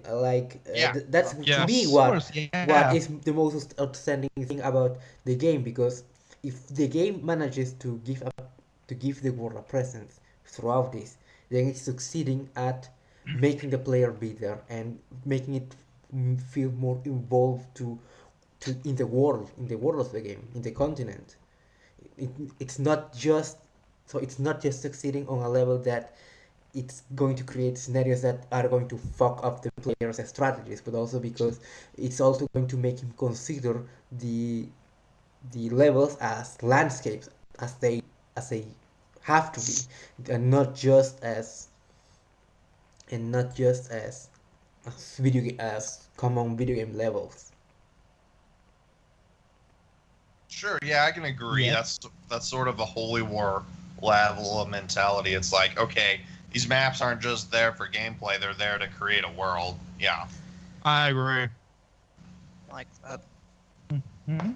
Yes, that's to me the biggest factor that makes Binding Blade so valuable. And I like that it succeeds on different levels. Like we have mentioned different aspects, and I like that.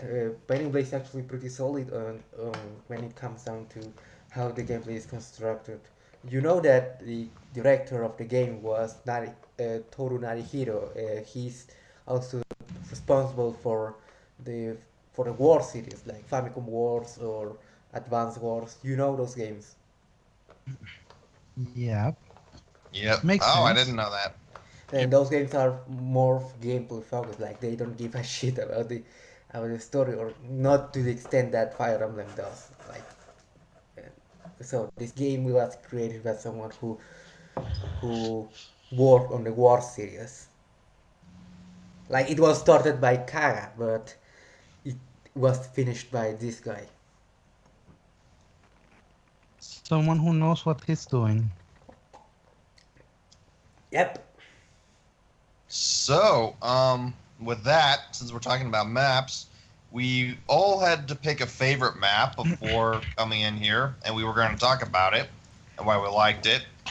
So we're gonna go in chronological order, which means that I'm going up first since my favorite chapter in Binding Blade is chapter 7. So Oh, yeah, good choice.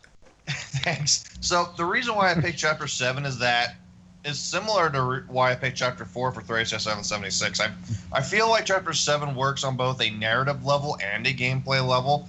This is when Roy and company are starting to come to grips with the fact that the Lycian Alliance, it's gone. It's fractured. Lycia is suffering from within. You know, you've got douchebags like Legance and and Eric from Laos. They just want to side with Byrne because Byrne's the winning team. And Roy's got a clean house. And now there's a rebellion right in the heart in the capital in Ostia. So that amps up the stakes for our main character. And from a gameplay perspective, having recently just played that particular chapter, it is fan-frickin-tastic.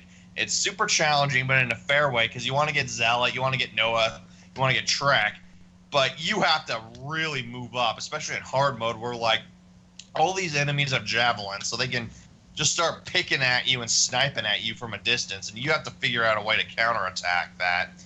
And you also have not just one, but like multiple sources of enemy reinforcements that can come at you at any point in time, and they can kill you if you're caught unaware.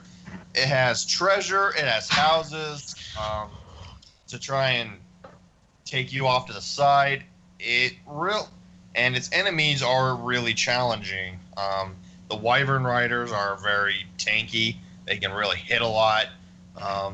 Soldiers are still easy to double attack, but man, can they pack a punch.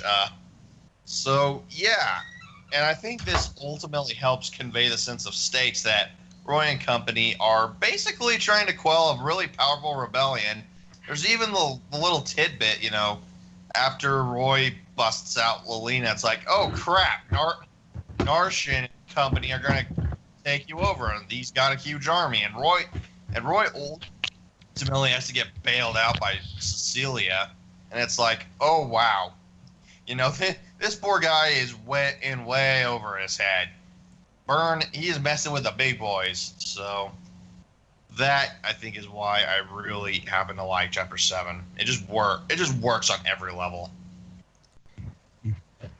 I think on a personal level, I kind of hate this map because it's very frustrating for every player in hard mode. I tend to play in hard mode without grounds, and I'm like, fuck! How do I get through this? But but you're right in the sense that it really challenges the player a lot. Back in the old days, in the in the Spanish Fire Emblem forums, people used to consider recruiting Trek impossible in hard mode because he dies so quickly. So we had to figure out strategies on how to recruit Trek on turn 2, and that's how. So we have this canonical strategy to recruit him always. So it really challenges the player and really expects the player to use every tool on his arsenal, because for example those weapons, you have to have bows in order to defeat them, and multiple of them, because there are 3 of them in hard mode. Three weapon knights, one of them carrying a red gem even. So you have to think about it a lot. And the reinforcement, I also like the reinforcement appear at the beginning of the map, and that's a very nice detail because they appear at turn 15 if I remember correctly. So the thing is that if you take too long at wiping out the Ostian rebellion, then they are going to get to fuck you over because they carry silver lances. Yeah. Oh gosh. They are level 15 and carry silver lances. And that's why the village has a horse slayer. Yep. So yeah, this map, and it's not, it just doesn't stop there, but rather because it also there's this door, this front door you can open, and if you don't defeat the boss on the first turn, the reinforcements are going to ambush you. They appear alongside the throne, and they are going to ambush whoever poor soul is nearby, and they are going to fuck him over. So you have to think about when you are going to open that fucking door, and how are you going to defeat the boss in one turn, because otherwise these are same turn reinforcement to add salt to the wound. They are same turn reinforcements. So Oh gosh, I know exactly what you're talking about. Eesh, I think what I did last time was I just tried to go through the other path that led to the treasure, and then I would just have to have like one group just like fight off the enemy reinforcements through the choke point, while the rest of my guys I had to get like either Zealot and Marcus Armor Slayer, and I had to just try and whack at the boss. Yeah, what I do is to send Chad and to open the door, and then send Marcus and Zealots to kill the boss with the armor slayer. Nice. Gotta love that Armor Slayer though. Yep. Best Armor Slayer. Or one of the best Armor Slayers. So, do you guys, the rest of you guys, have anything else to add? Yes, I have anything else to add. I like that this sort of map is coherent to the idea that you know that Ostian is an impenetrable defense for. So the fact that this is the hardest level so far in the game makes total sense. Like, and I like this difficulty. It does. Mm-hmm. So I like this connection to the story. Like, you really are going to feel that this is an impenetrable fortress. Yep, that's true. All right then. All right. Next we have Grayson. Chapter 11A.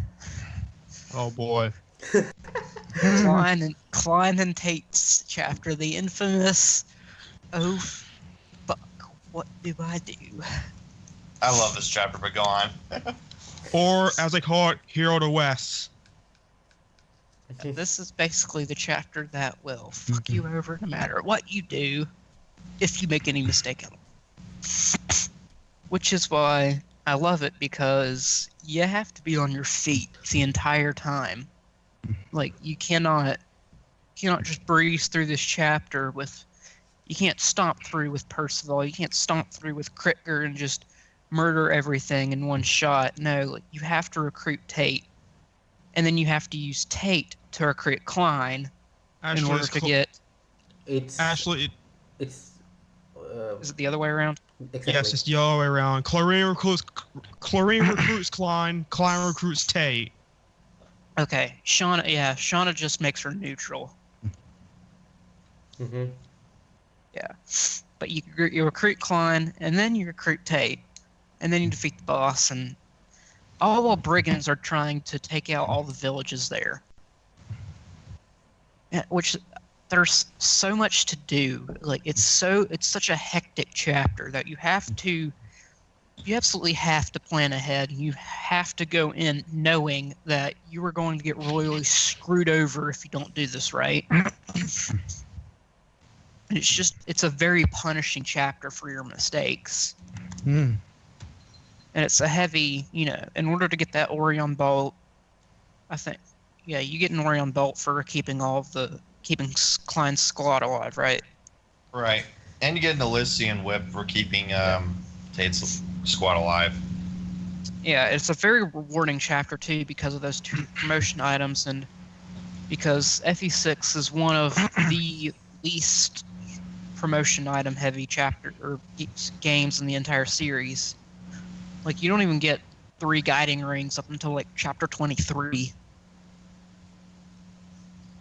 Like, it's very hard to get promotion items, and just those 2 like very needed ones because everyone's going to use Shin. it's Shin. Everyone's going to use Shauna and Tate. It's Shauna and Tate.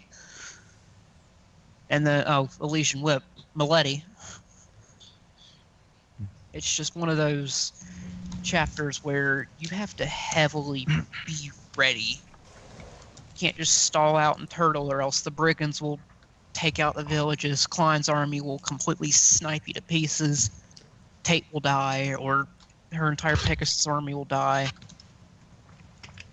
Yeah, I think that the sorry, I interrupt you. Go on. You can't turtle in that chapter at all, or else you will lose everything. Yes. The villages are. You recruit Echidna in that chapter too, if I'm not mistaken. Yes. And she's a green unit, so I think Klein can actually attack her if you don't get there in time. Which, I mean, you've got plenty of time to get there, but at the same time, if you don't, Echidna can actually be wiped. Well, I also I have something against this map because I do agree with everything you say, but the thing is I really dislike the fact that the movement of the archers is randomized because you can predict it. It's always there's like a 10% chance that they might not move at all, and that Klein might not move at all, and that will fuck your strategy over. But otherwise, I do agree with what you say because I do remember that the first playthrough, I attempted to send my cavaliers to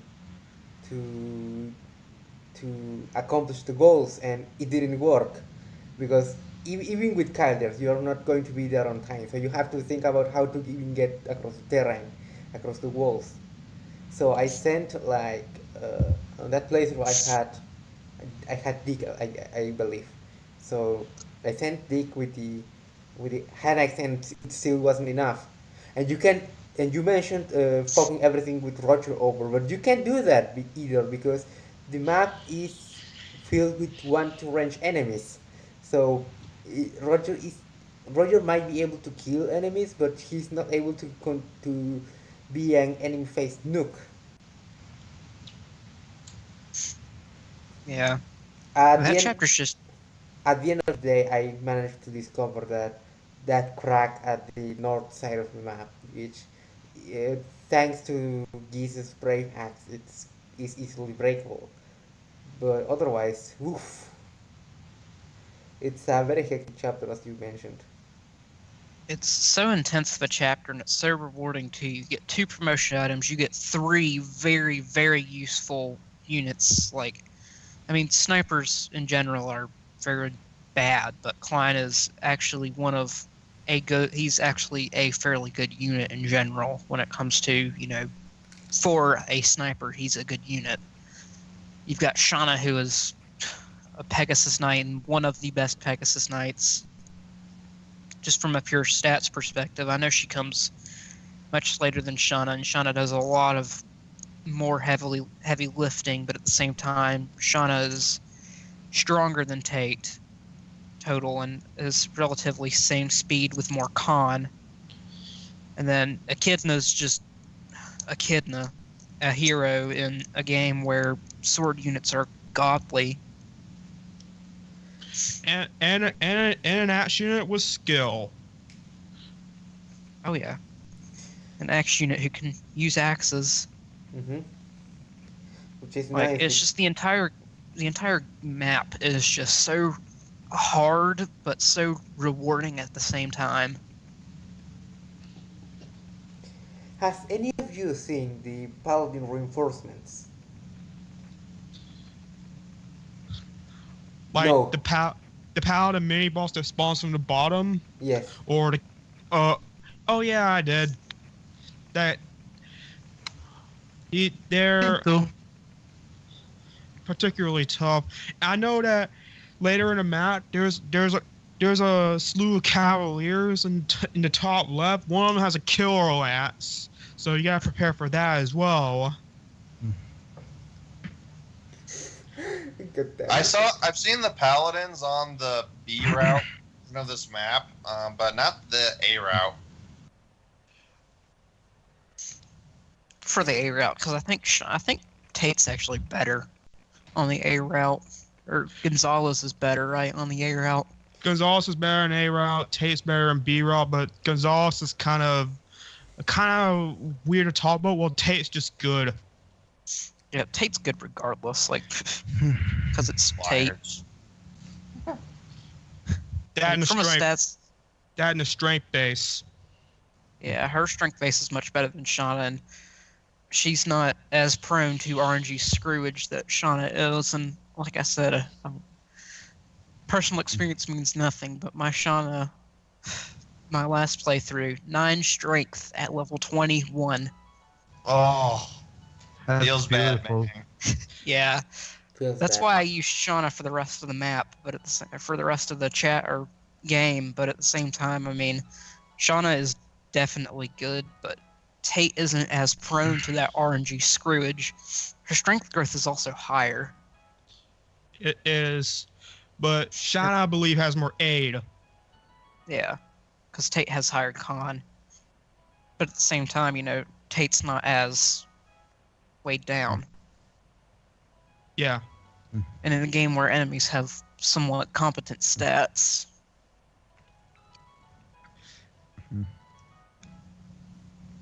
All right. Okay. not like FE7 and FE8 where 18 speed doubles the entire cast and every single boss in the game. Man. I 14. don't want to be reminded of sound right now. Pant died on turn 1, the desert map. Oh, that hurts. Do. Wow. There is Grayson. bad luck, and there is me luck. Grayson, it's 14 speed, not 8. It's 14 speed that is enough to double pretty much everything important in those games. Which pretty much reinforces this point all the more. Yeah, like, Basically. Because I think the fastest enemy is Rive, and he can't even double Dussel. Wow. That And is that's- sad. That's mainly because of Aura, but at the same time, Valter actually does, I think, double base Dussel. Base Dussel yeah, but base Nuzzle. in hard mode, but you know, the game is so easy. You're literally given dragon slaying weapons in that map, and well, Dussel, A rank axes.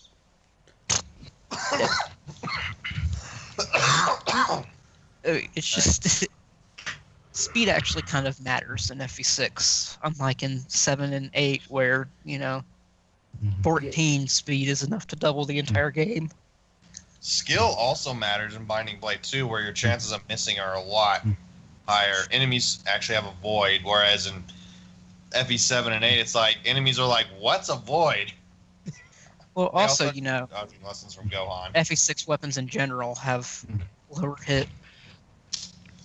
I know, like the hammer has what 45 hit. Oh, Yeah, jeez. 45 or 50. Like every weapon past FE6 was increased by like 10 hit at least. Yep, hammer. I'm on the Serenus Forest site. Hammer 45. You know, hand axe 50. Steel 50. The iron axe is 65. Gee, good gosh. God, that's painful. And even when you have weapon triangle advantage, it doesn't really help that much. Yeah, the Iron Lance has 70 hit.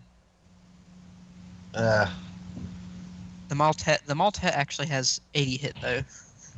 Doesn't it also boost skill as well? Yeah, skill plus 5.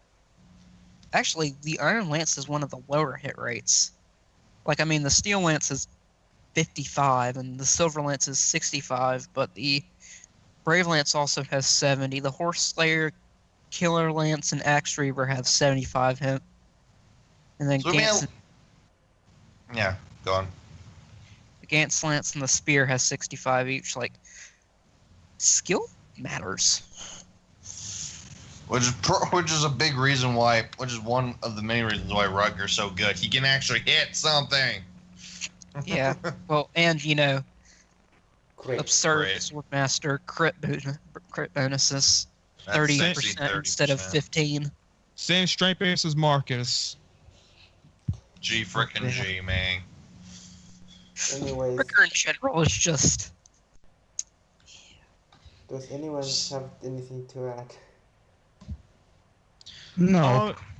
Actually, you forgot the fact that this chapter may or may not have a speed wing. Yeah. Oh, I know it has. I'm pretty sure Klein has a gem on him, doesn't he? White Jim.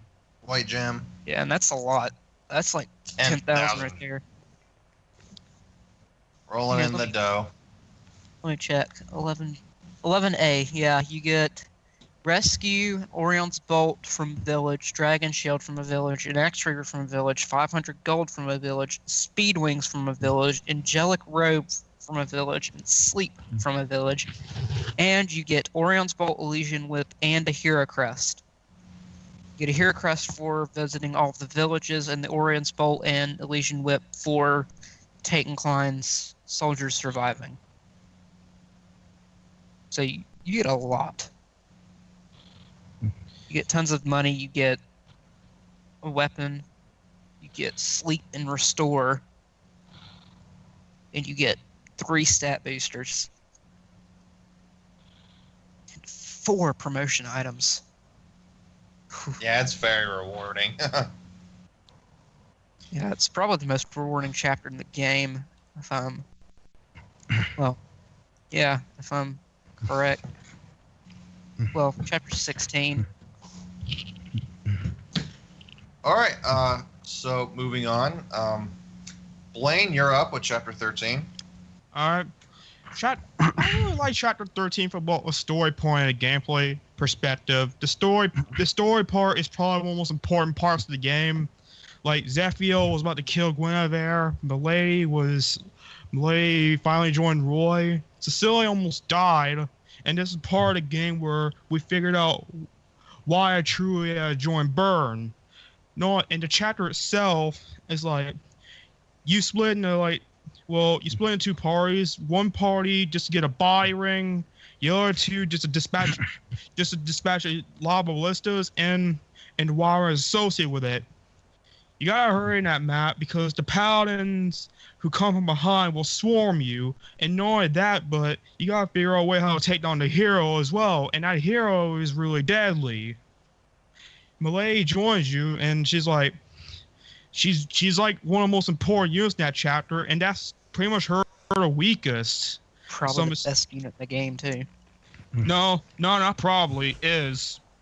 Yeah, well, I mean, people debate her and Percival. Well, Milady can fly, so... Yep. Yeah, She you're also right. has more defense.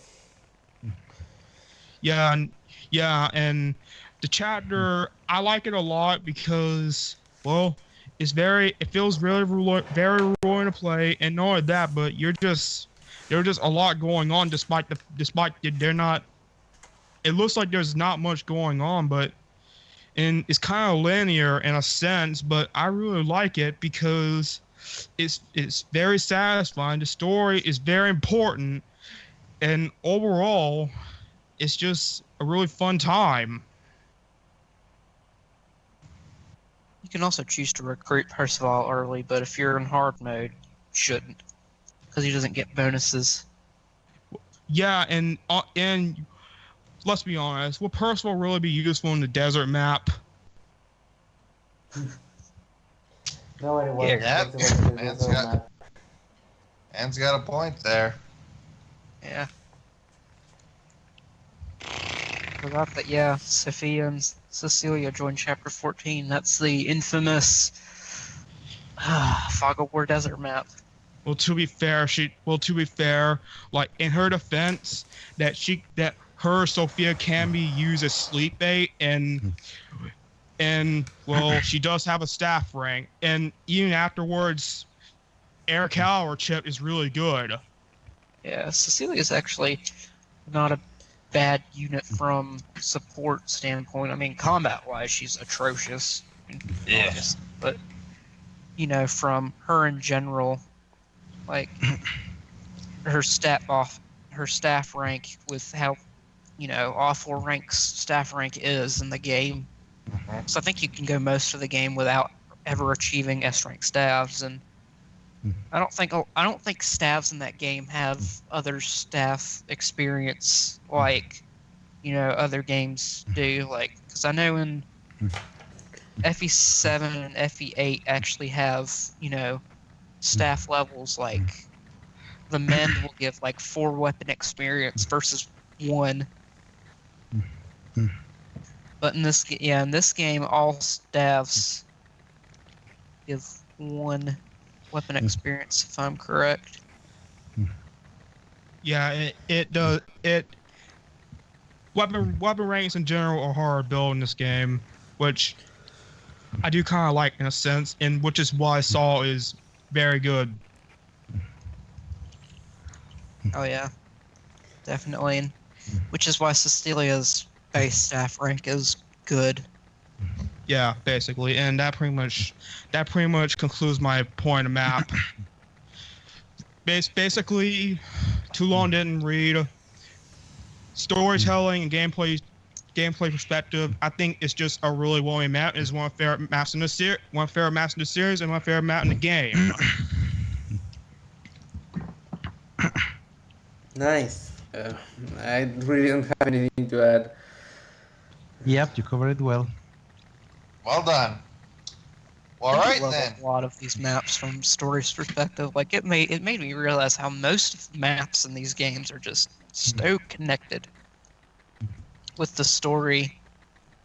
Like, most of them are good. I mean, a lot of them, you know, a few of them aren't designed well. Like, desert map. Screw First desert desert maps. First half of chapter 8. Second half's not that bad. Yeah, but the desert map. I like this Okay. map, but I think that chapter 21 is next, right, Grant? Yeah, and that's AutoCAD's chapter, if I'm not mistaken. Yep. Oh my god, I love this map. This map is so fun to play. Oh yeah. Yeah, people say it's hard, but honestly, if you find the trick to do it, it's not that hard. And what I love about it is that it's probably one of the most well-crafted maps in the game, in my opinion, because it does manage to recreate that battle sense so well. These two armies that come to meet in this terrain here, and they clash, and you really get to feel that. It's like you have this army trying to get to the capital, but the main army intercepts it, and then from the mountains and the hills, more people are coming trying to ambush them, but you just gotta keep fighting through it.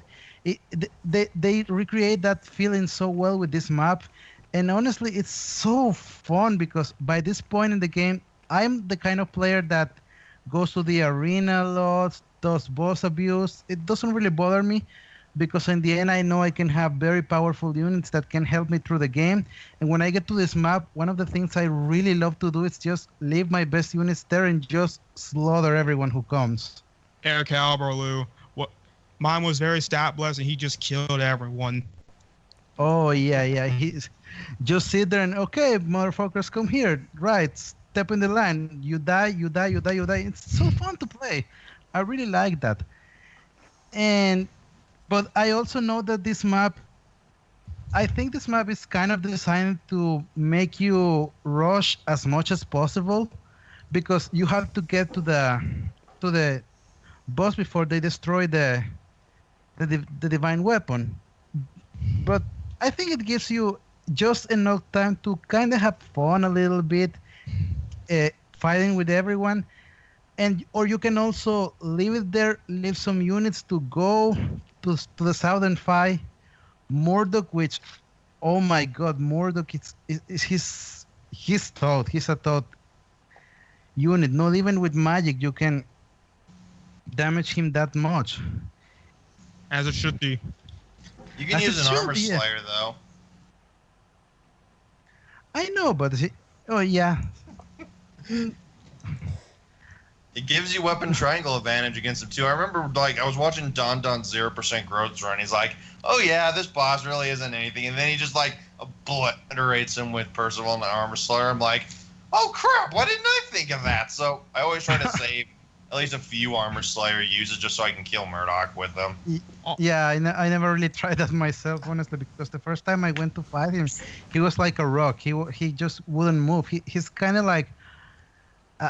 I really like generals who are like that because they represent that they're supposed to be really, really tall, and not that I'm tall and I'm just gonna throw a fire, I'm dead. Murdoch doesn't do that. Murdoch is one of the most sturdy generals in the series. Like, he is very headstrong, and he faces Roy gladly. Yeah, and what I like is that he's not really that much of a bad guy. He's just following orders to protect Zephyr. He always has. He's kind of like he's Zephyr's Marcus, to put it that way. He's kind of like a Camus, but not at the same time. Because I mean, he does want to fight you, but at the same time, he's not really a bad guy for fighting you. He's on the enemy army, but it's not that whole, I have to fight from another land. It's that he wants to fight against you. He's not really doesn't see himself in an sticky situation where, I know you're not the bad guy, but I'll fight you anyway. He wants to fight you. He actually wants you to feel his might. Feels threatening the entire map. And he gives that threatening look gladly. What did I want to mention? First of all, you mentioned the detail of the Armor Slayer. You can actually attempt a one-round KO against Murdoch if you use Roger with the Armor Slayer.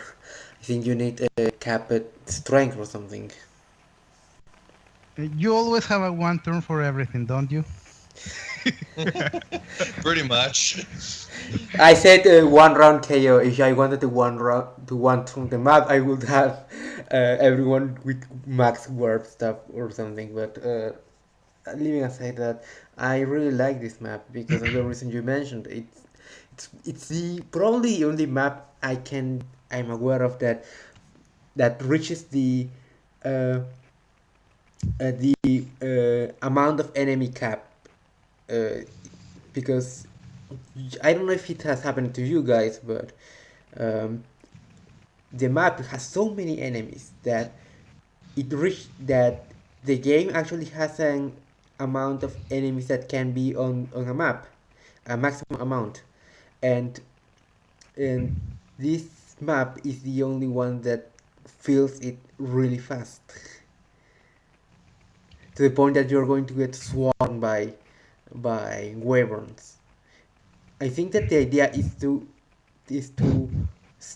make some sort of stealth mission through the mountains, because that's what I do. And the fact that the reinforcements are active whenever you are nearby a reinforcement spot, that reinforcement spawning spot, then that suggests that you have to be careful with your maneuvering across the map. What else? What I tend to do is to throw Percival with the killer axe, but I think that a capped strength Roger could be able to one rock KO everyone as well, pretty much reliably. Has any of you tried to sell everything and buy boots? Yeah, No. yeah. I did not.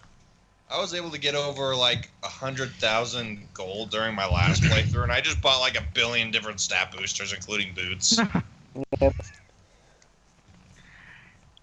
Yeah, because when I go to the arena, usually I get a lot of money and I spend it, but not in that map. I have never gone to the secret door secret shop in that map.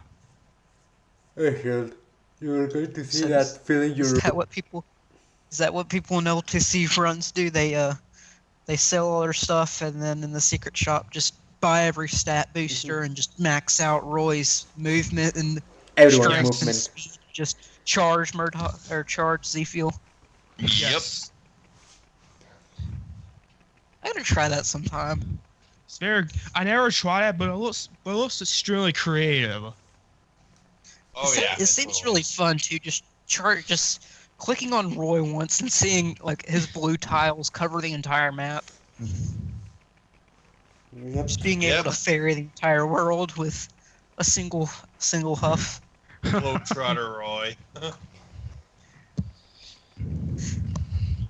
Yeah, this map always gave me that epic battle feeling that I loved in Holy War and Radiant Dawn. It's like, oh crap, I am fighting against an enemy army that is going to screw me over. I better think carefully about this. I'm actually fighting, it's a very large scale battle. And again, I love that.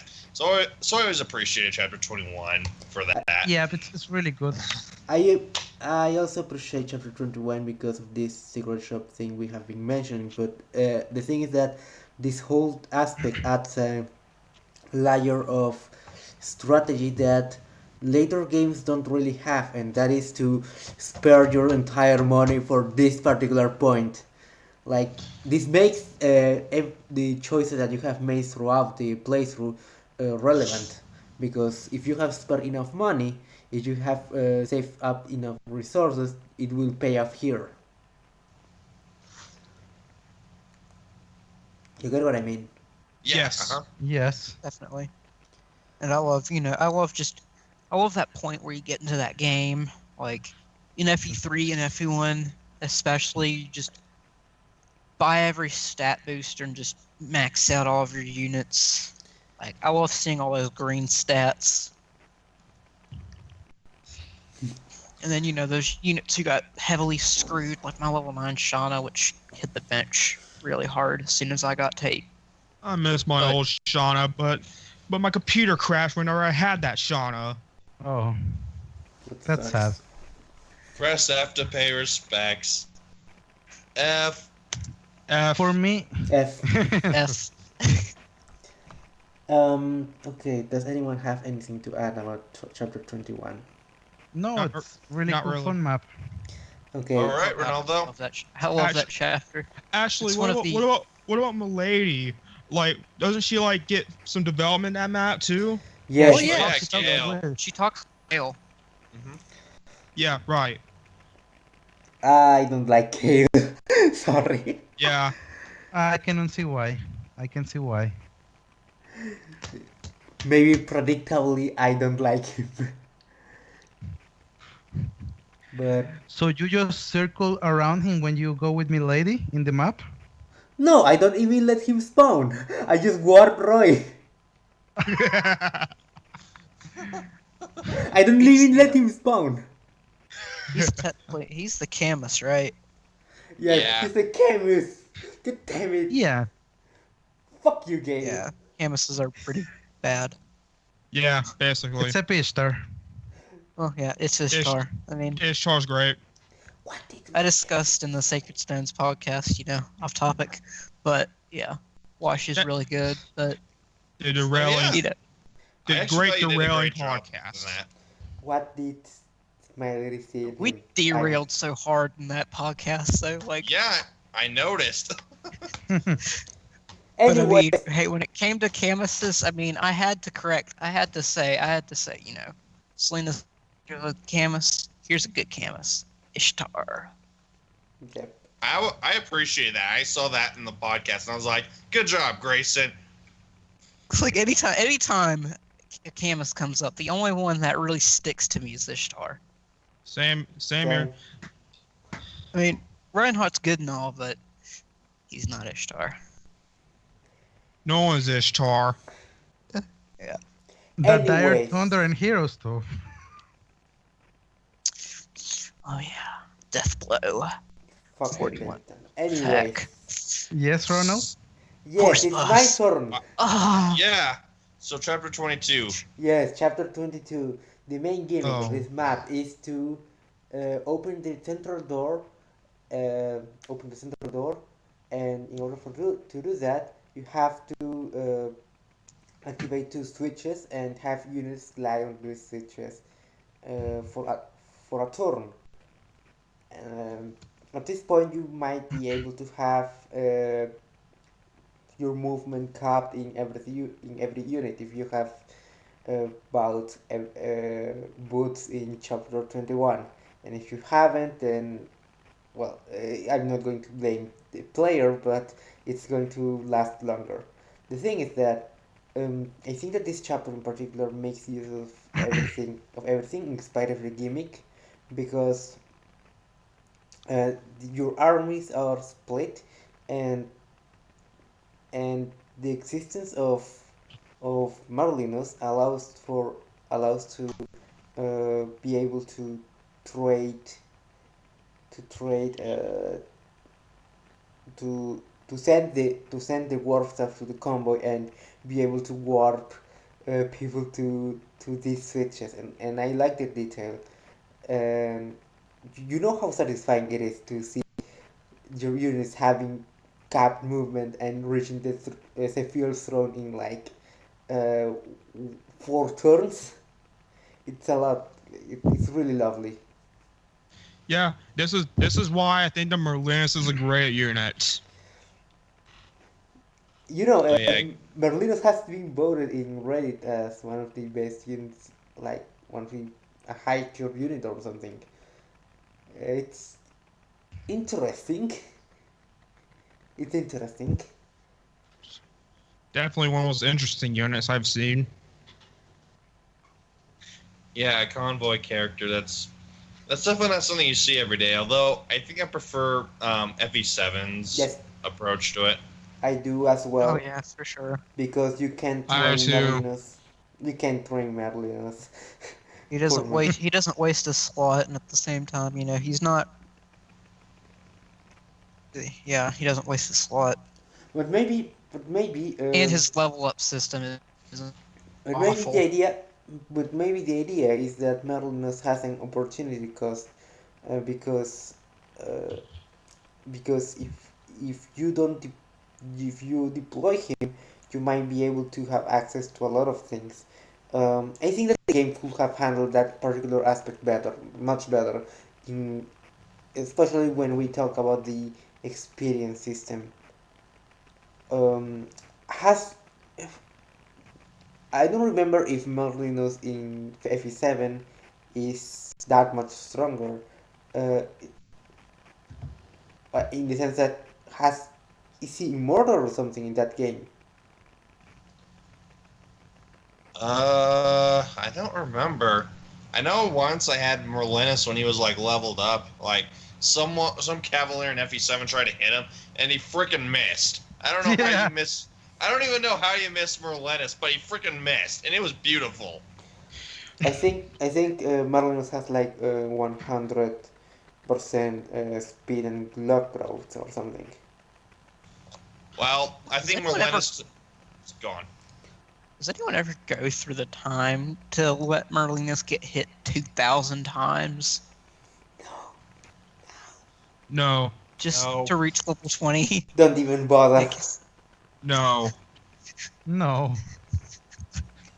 like, what's even the point of what's even the point of him having a level system? Like, why can't you just join at level 20 with It's just- his can level avoid. 1 stats? It's just like staff users in the first game.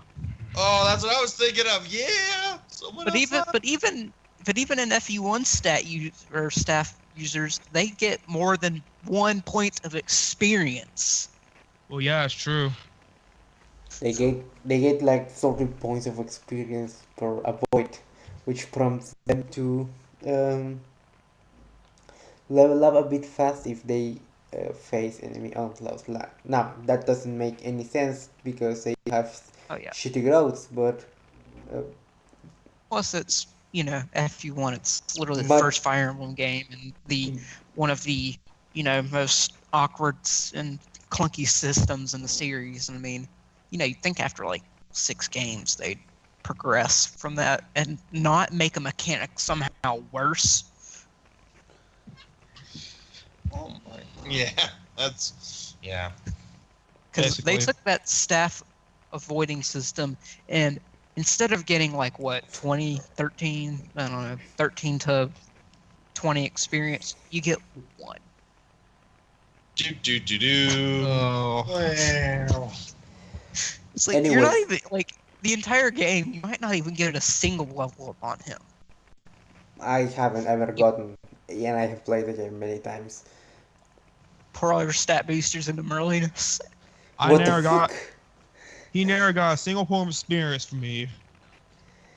Anyways, back on topic, uh, this particular part of the game also showcases that you need stats for these enemies, because have you seen the heroes? They have like 52 HP, 20 defense, 20 speed, and one is Oh, like, gee. how the fuck do I kill these things? They aren't going to. These things don't ever die in one round unless you use something ridiculous like Roger with Killing Edge.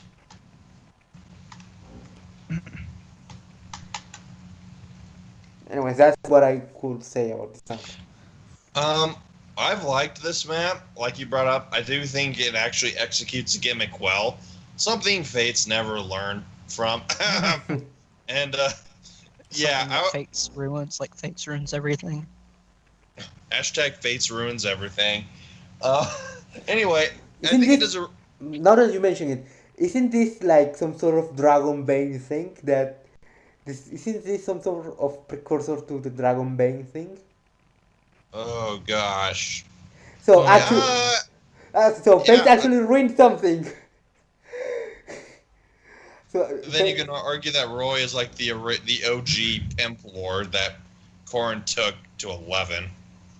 So Fate's actually ruined a gimmick from other game. He did. Yeah. Anyways, go on, Grant.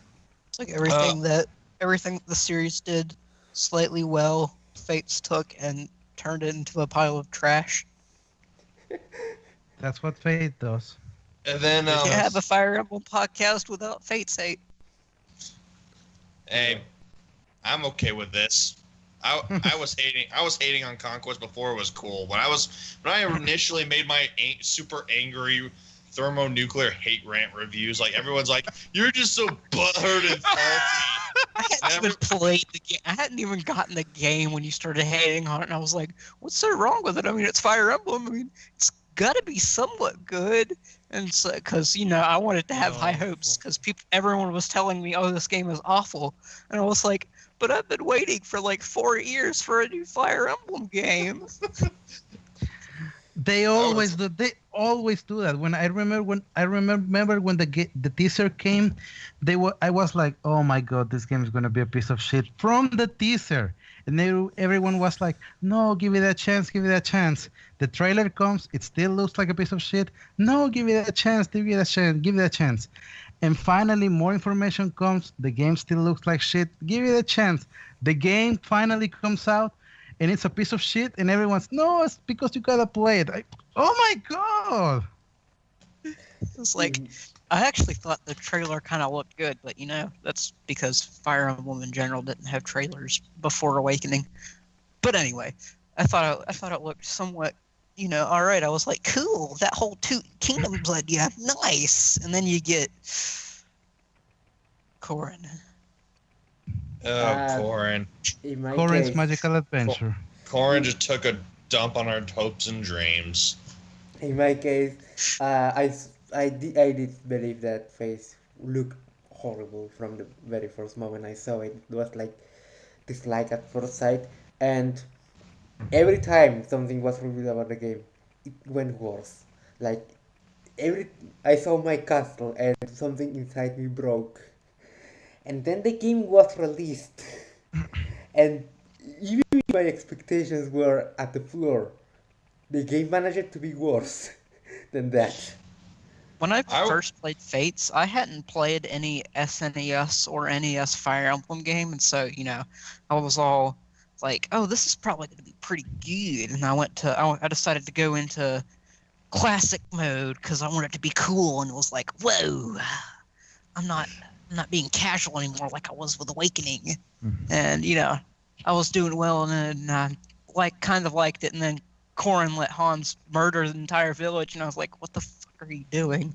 And then I didn't really start screaming at the game until the very last chapter, when Takumi has that possession crap and everything's all said and done, and Corrin was like, what was that? And Xander literally says, some things are not meant to be known by mortal eyes. And I'm like, really?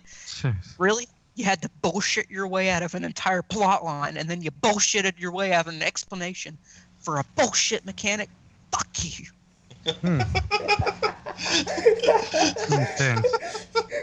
How'd you play Revelations, Grayson? Pissed. Like, that was the first time in any story, in any video game that I played. Like, I'm very lenient on a lot of stories.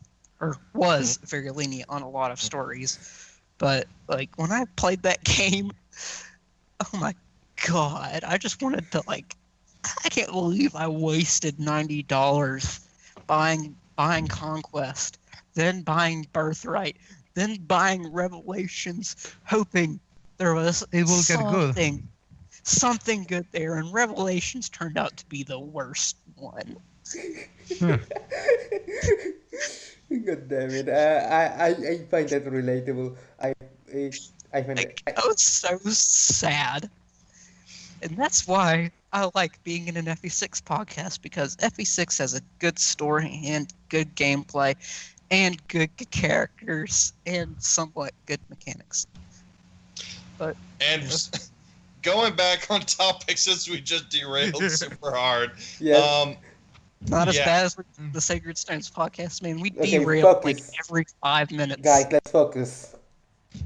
Anyway, I do like the multiple approaches, and I do like the fact that it does a good job at disincentivizing turtling, and that once you open the door with Zephyl, it's a showdown, and you just gotta bring the fight to him. So isn't there a bunch of bits in that area too? Like when you right when you open the door.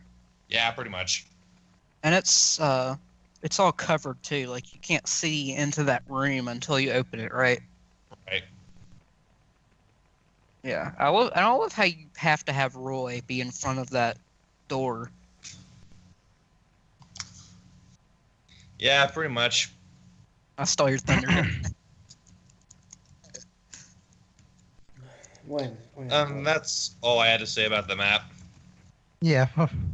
Yeah, I love the map, man. That's one of my favorite. It's not really the final chapter, but it's a final chapter. It's kind of a final chapter in the way that Lion is and Garen is, and Yeah. Mm-hmm. It's one of my favorite, Wink Wink final chapters. It's my favorite Wink Wink final chapter.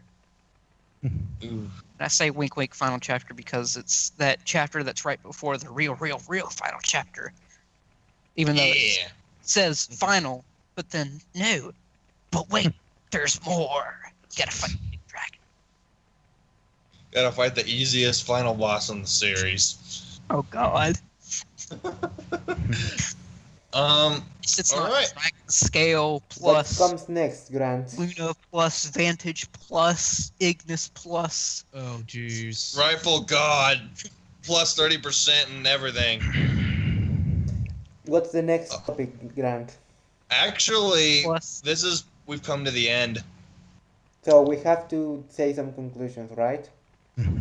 Yeah, so in conclusion, what overall effect do you think Binding Blade has had on the series? It gave us our boy. Can I start? Go ahead. Yep. Okay. Go ahead.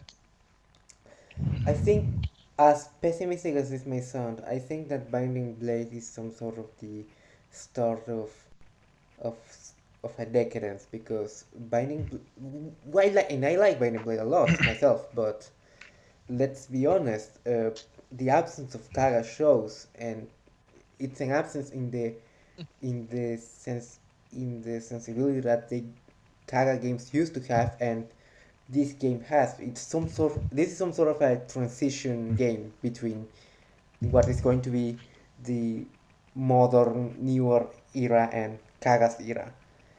But this is probably the game that started this simplification of elements, a simplification also of the story and these elements that we found questionable in the Fuel story. However, I don't think that it's a bad game, and the reason for that is what I mentioned precisely about the game, about the level design, and what we mentioned about the level design, that there's work on it, and not only that, but also that it knows what it wants to be, and even in the simplicity of its main storyline, it manages to have other virtues of its own that manage to involve the player in the world that Elif in the world of Elif, in the world that the game is presenting, which is part of what video games want to achieve. Video games want to create worlds, and role-playing games have always wanted to create worlds and generate stories. I think that to an extent, Binding Blade could have done more, because we have talked about Ilya and all that stuff, but there are still many levels that feel like just video game levels. More, more, more than anything, the indoor levels, which feel a bit artificial. But regardless of that, um, I think that I think that what Binding Blade does well is unique to this game, and it's something that no other game in the series has. And for that alone, I find it in the context of the series valuable and actually well done. And for that, it's one of the games that I still love about that I still like about this series. I still find it valuable and I still enjoy it. I played it recently and it's and even if I'm not in love with it as I used to be when I was a teenager, I still find qualities in it that I can't find in any other video game. And for that, I would play it again and again and for years.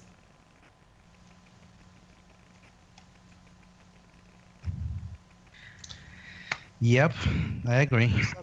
I Yep. agree. Autocad, want to go next? Oh, sure.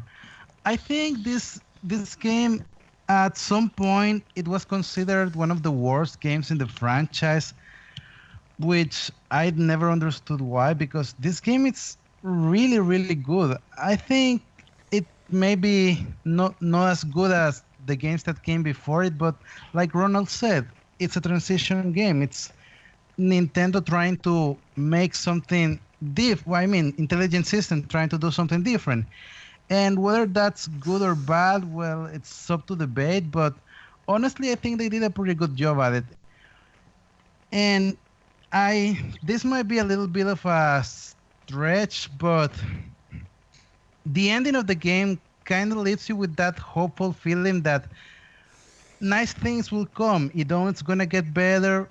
Fight's gonna get her to become happy again, and things in Elevie are going to become good again.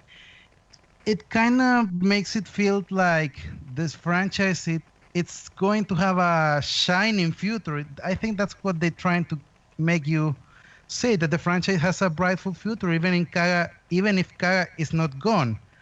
Whether or not they succeeded at that, well, We have faith.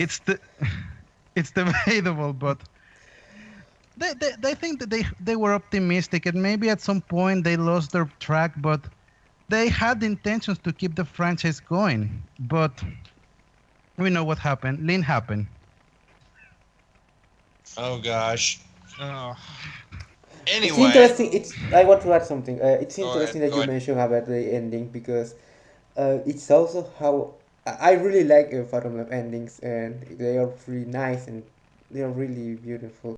But it's interesting that you mentioned this about being hopeful for a future because it's the same way I feel about Awakening's ending, which is pretty much um, having a hope for the future and leaving the past behind. You get what I mean? Yep. And you know what? Now that you mentioned that as well, have you heard the main Fire Emblem theme in Fates? The one that they play in the credits? No. Listen to it. I think it.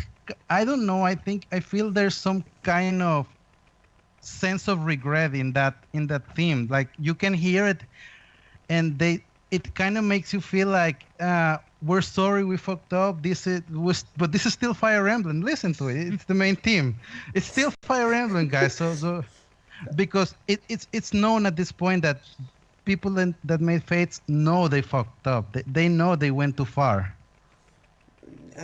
The main theme has been detracted from, I think, because I don't know if because I know the Awakening had the Fire Emblem main theme in in the opening, but I don't think the Echoes and Fates had the main theme Echoes prominently does and shown. Fates. No, I mean Fates one. It's at the credits. When they're scrolling the unit. That's where it's. You can listen to it. Echoes has it when the units when the class roll, like when you leave the title screen for too long, the Fire Emblem team appears and it shows the each class of the game. But Okay. I didn't remember it was in Fates. Maybe it's because I was so flabbergasted at what I just saw.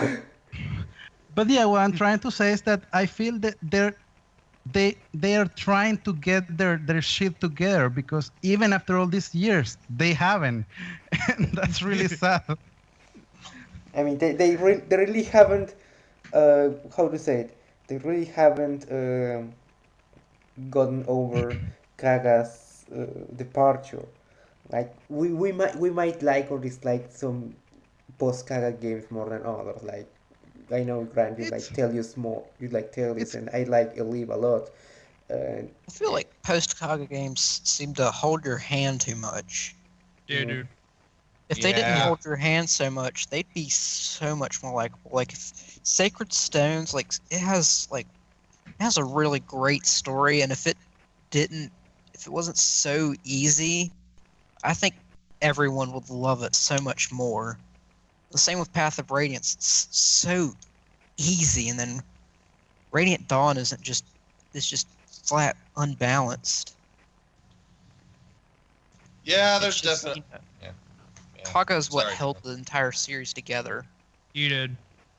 the issue with this series is more than anything the condescending attitude towards the player. This this feeling that they need to be accessible, and for that they have to sacrifice. They have to sacrifice level design. They have to sacrifice verisimilitude. Um, Binding Blade was the last game that didn't do this. Maybe that's why we it feels more natural. Like we play the game and we feel that we are playing the game. We don't have to wait for some hours long shit to actually start playing. Yeah. You Like don't have to some go other. through a 2-hour Oh. tutorial. Yes, at least Yeah. Blazing Swords is 2 hour and not like other games I played. I mean, well, technically in LTC, the tutorial's is a little bit less than 2 hours, but if you're doing casual, it's going to be much longer than 2 hours. Oh boy. No, the thing Yeah. is It's like that it's like Kingdom Hearts' Roxas mode, where you're just sitting there like, where the fuck is Sora? the thing is But that then, you get 2 hours later, you finally see Sora, and then the title screen appears, and you're like, or no, not the title screen, but the title itself appears, and you're like, wait, that was the fucking opening? Oh. you know what this year I played Persona 5 and it was days in the tutorial. Days.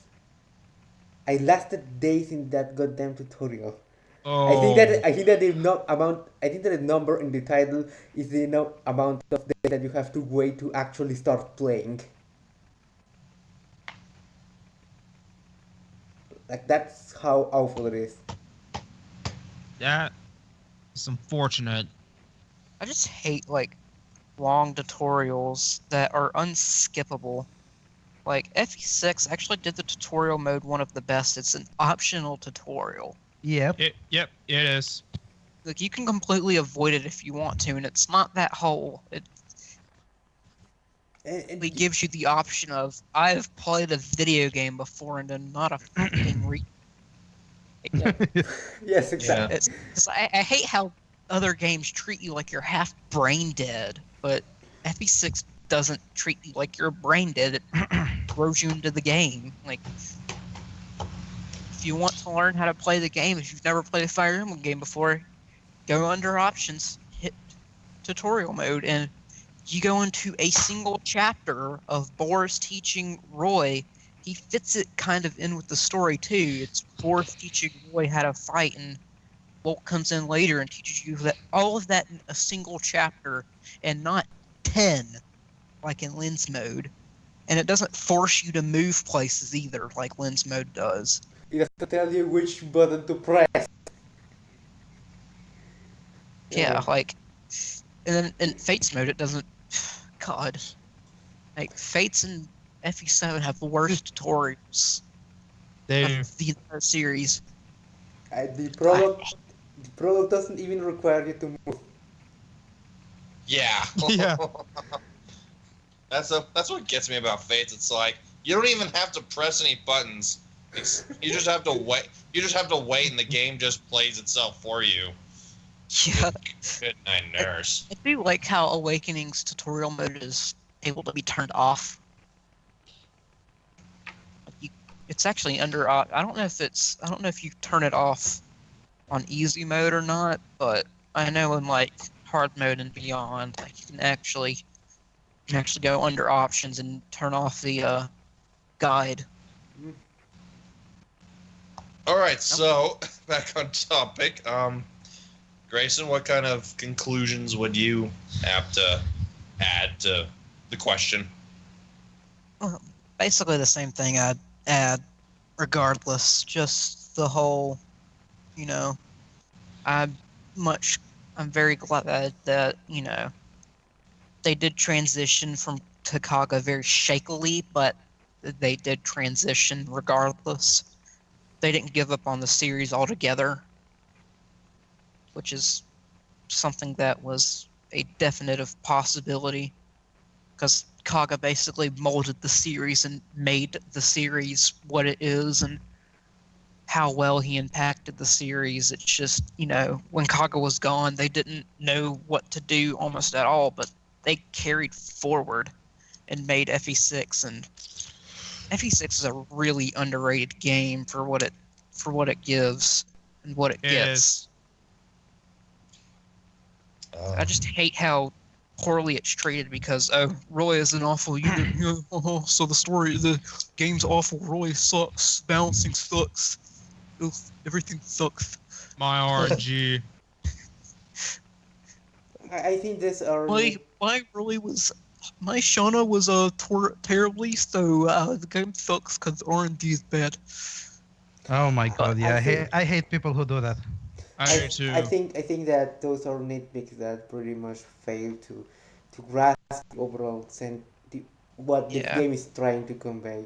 I really hate when people just focus on this kind of nitpicks. I don't believe that they these aspects remotely ruin the experience, or at least that they overshadow what the game actually accomplishes. So.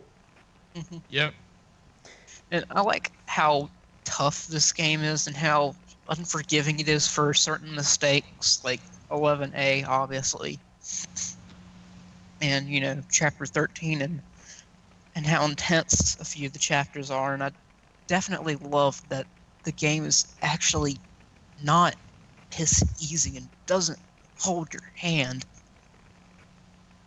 But, I love the story that it gives. I love Alib in general. Like, I love the lore. I love it's not Jugdraw, obviously, or how do you pronounce that? Delius? Marvel? Jugdraw. How do you Yggdrasil. I'm pretty sure the J is pronounced as a Y. Yep. Draw? Yggdrasil, yeah. Anyway. Okay, I know it's not, it's not the SNES Fire Emblem games. But at the same time, it's transition from Kaga, instead of, them giving up on the series altogether, which they easily could have and might have, they pushed forward and they gave us FE6, which I know it was oh crap, we don't have Kaga, what the fuck are we gonna do? But instead of completely collapsing under its own weight, the game actually gave us a lot of things that we like from Fire Emblem games. It gave us a challenge. It gave us likable units. It gave us a likable story. It gave us a new continent with world building, major world building at that. And it gave a lot of things that, it should have. It gave us a Fire Emblem game.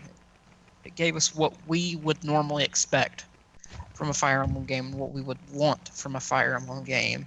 Oh, yeah.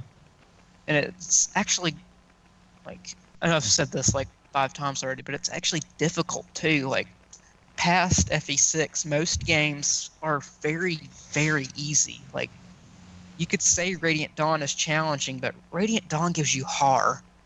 And Jill. And Jill. Yeah, and Jill. And Ike and, everyone else.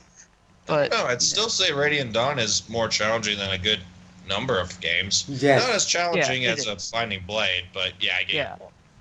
Yeah, it's more challenging, but at the same time, it's still easy to blow through because you're given horror.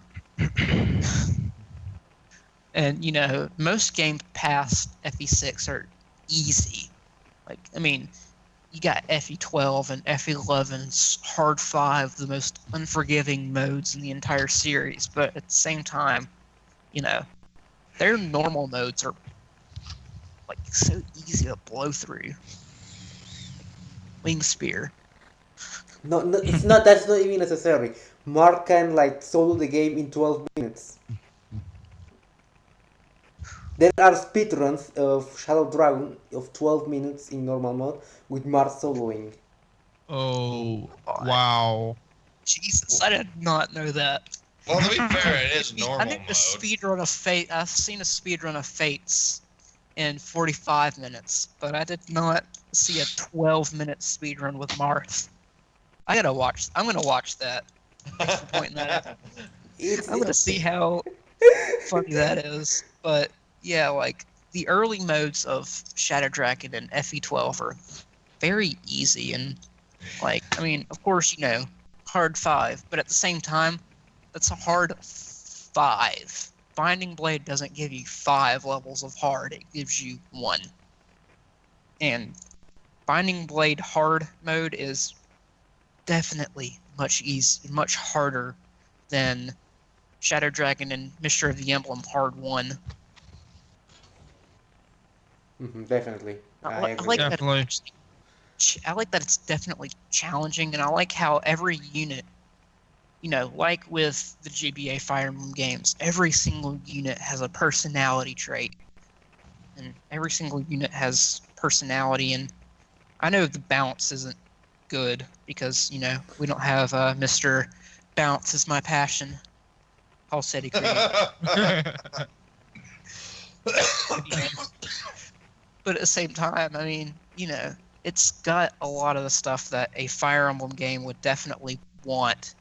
And it shows us what Fire Emblem truly is. And I think that the series has definitely benefited from having Binding Blade. Because if we didn't have a transition game like Binding Blade, the series probably wouldn't have lasted long at all without Kaga. So Binding Blade saved the series. Oh gosh. Really, people It's do like that Awakening. series Before thing, Awakening but was Awakening. Yes, we actually worked the people really casuals. pull that Awakening Save the Series thing, but people forget that Kaga leaving was a huge deal. Yeah. It was. Kaga leaving was heavily punishing to the series and could have killed it if they didn't pull out a game like Binding Blade. Because if they had made Shadow Dragon after Kaga's leave and had the success that Shadow Dragon did, which is not at all, well, the series would be dead. I mean, dead. Not, let's release one more game and maybe we'll pull it out dead. No, it would have been Sonic dead Sonic Dead, ouch. Like releasing a game every 4 or 5 years and getting like and selling like 1,000 copies, Ouch. and going completely bankrupt. Let's talk about anything other than Sonic, please. So, Blaine, what do you have to say? I don't really have much to add. I pretty much agree with every single thing that you guys said. Honestly, I'd be All right. repeating myself. All right, fair enough. I guess I'll wrap up then. So Binding Blade is one of those games that I feel like I've underestimated for a while. There was a time where I went through a GBA not liking phase, but I feel like now that my perspective on Awakening changed and that Fates came out, I started to like the GBA games a lot more. And as I started to be more analytical about Fire Emblem, the more I realized that Binding Blade actually had a lot to offer. It did. The map design I really appreciated Awakening after Fates came out. Same here. Yeah, I think we all I did. really appreciated Awakening that it didn't start out as Fates. I was like, you know what? Awakening really is pretty underrated now because it's not Fates. To me, it was like I loved Awakening when I first played it, and then it sorted me over time, and then I played Fates, and I don't love Awakening anymore, but I think that it's not that bad. Yeah, I think Awakening is actually slightly underrated because it gets a lot more hates because it's get a lot more hate because it's tied in with Fates. People lump it and Fates together, and people really shouldn't because it's not Fates. Anyways, Grant was saying something. The map design was top 3. The difficulty, the 3DS games, in my opinion, have changed my perspective on difficulty. Being hard for the sake of being hard is no longer the end game for me. It's how thought-provoking a game should be, because, Lunatic Plus on Awakening and Lunatic Mode of Conquest, they resort to a lot of bullcrap gimmicks that we're not going to get into, but I really didn't like that. And so when I came to Binding Blade, it's like, oh, there's no bells, no whistles, it's just enemies are competent, maps are really well designed, your allied units aren't so great, you just got to make the best of it, and I appreciate that. It's a game that respects the player's intelligence. It's a game that, it still has a lot of joy and its simplicity. Like a lot of you guys mentioned, this is a game that transitioned from Kaga, and you can definitely tell this is written by a different writer. There's different themes. Do I think it's a step down from Yggdrasil? Yeah, I'm not going to lie. I'm a huge Yggdrasil fanboy. But on its own merits... Many of us are. Pretty sure everyone who's played Yggdrasil is a huge Yggdrasil fan.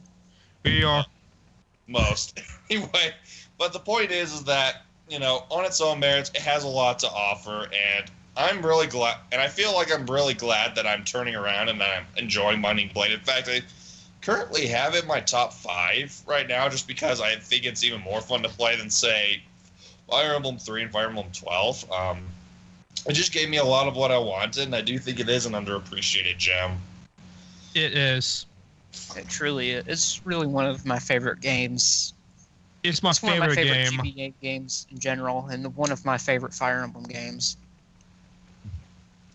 And with that, the series has been I would try to add something. So so guys, as a last question to all of you, if you had to rate this game out of 10, which grade would it be? 7.5. 8. Probably 8.5. 8. Okay, to me it's a 6, but yeah, you know how I am. But I like it. You're very unforgiving. But I like it a lot, anyways. So that's what I wanted to ask. It's curious how, even if our opinions aren't that different, our skills don't match that much. Strat didn't give Sunshine a 10 out of 10. Yeah. Anyway, go ahead, Grant. You can wrap up now. Thank you guys for. Aren't we supposed to take questions from the audience? Everyone is Yeah, asleep. Oh I shit! think. Is anyone It's like there? you're- No. Oh, Okay, well, let's skip that step then. Woo! Anyway, thank you guys very much for participating. You guys have made this podcast awesome. You're welcome. memes. You're welcome. Thanks for inviting us, mate. Yeah, thanks. I appreciate it. Oh, they're still here. Any opportunity to. All right, Ollie. You can ask us like one question. Go ahead. Okay, Ollie, ask your question. If Dorcas was in the game, how would you like it more? Best Cavalier. In the series or in Fire Emblem 6? I mean, it's an easy question either way. As a unit or as a character? In FE6, Percival. First of all, I mean, if it's as a unit, Percival, definitely. No contest. First of all, Lance. like that's a really easy question. Like a game that gives you Percival, do you really need this? Like asking Radiant Dawn's I best different. ever. I only got asked why not both because I differentiate of both of them and I don't like mixing them up. It makes things messy. As a character, my favorite is Lance. As a unit, it's Percival. As a character, yeah, I'd have to agree. Lance is definitely one of mine. He puts his knightlyhood above, his personal self, and he, sets himself. He's new, and he establishes that he's new, and that everyone else is more important. And he shows what the knight truly should be, and I really like that about him. And then, obviously, Same. wise, it's Percival. Come on, it's Percival. I like that. I like that he's a smart guy, and I like that he secretly flirts with Clarin. I'm a man of simple pleasures, I guess. Of course. All right, then. Well, thanks a lot, everyone. Hope you have a good evening. All right Thanks. then. All right. Thanks. Thanks. Thanks. It's like 7 in the Thanks. morning here. It's been fun. 12:47 here. Yeah, it's not an evening. It's but hey, it's 9 degrees warmer than yesterday. As per my weather radar. Okay, I will stop the transmission.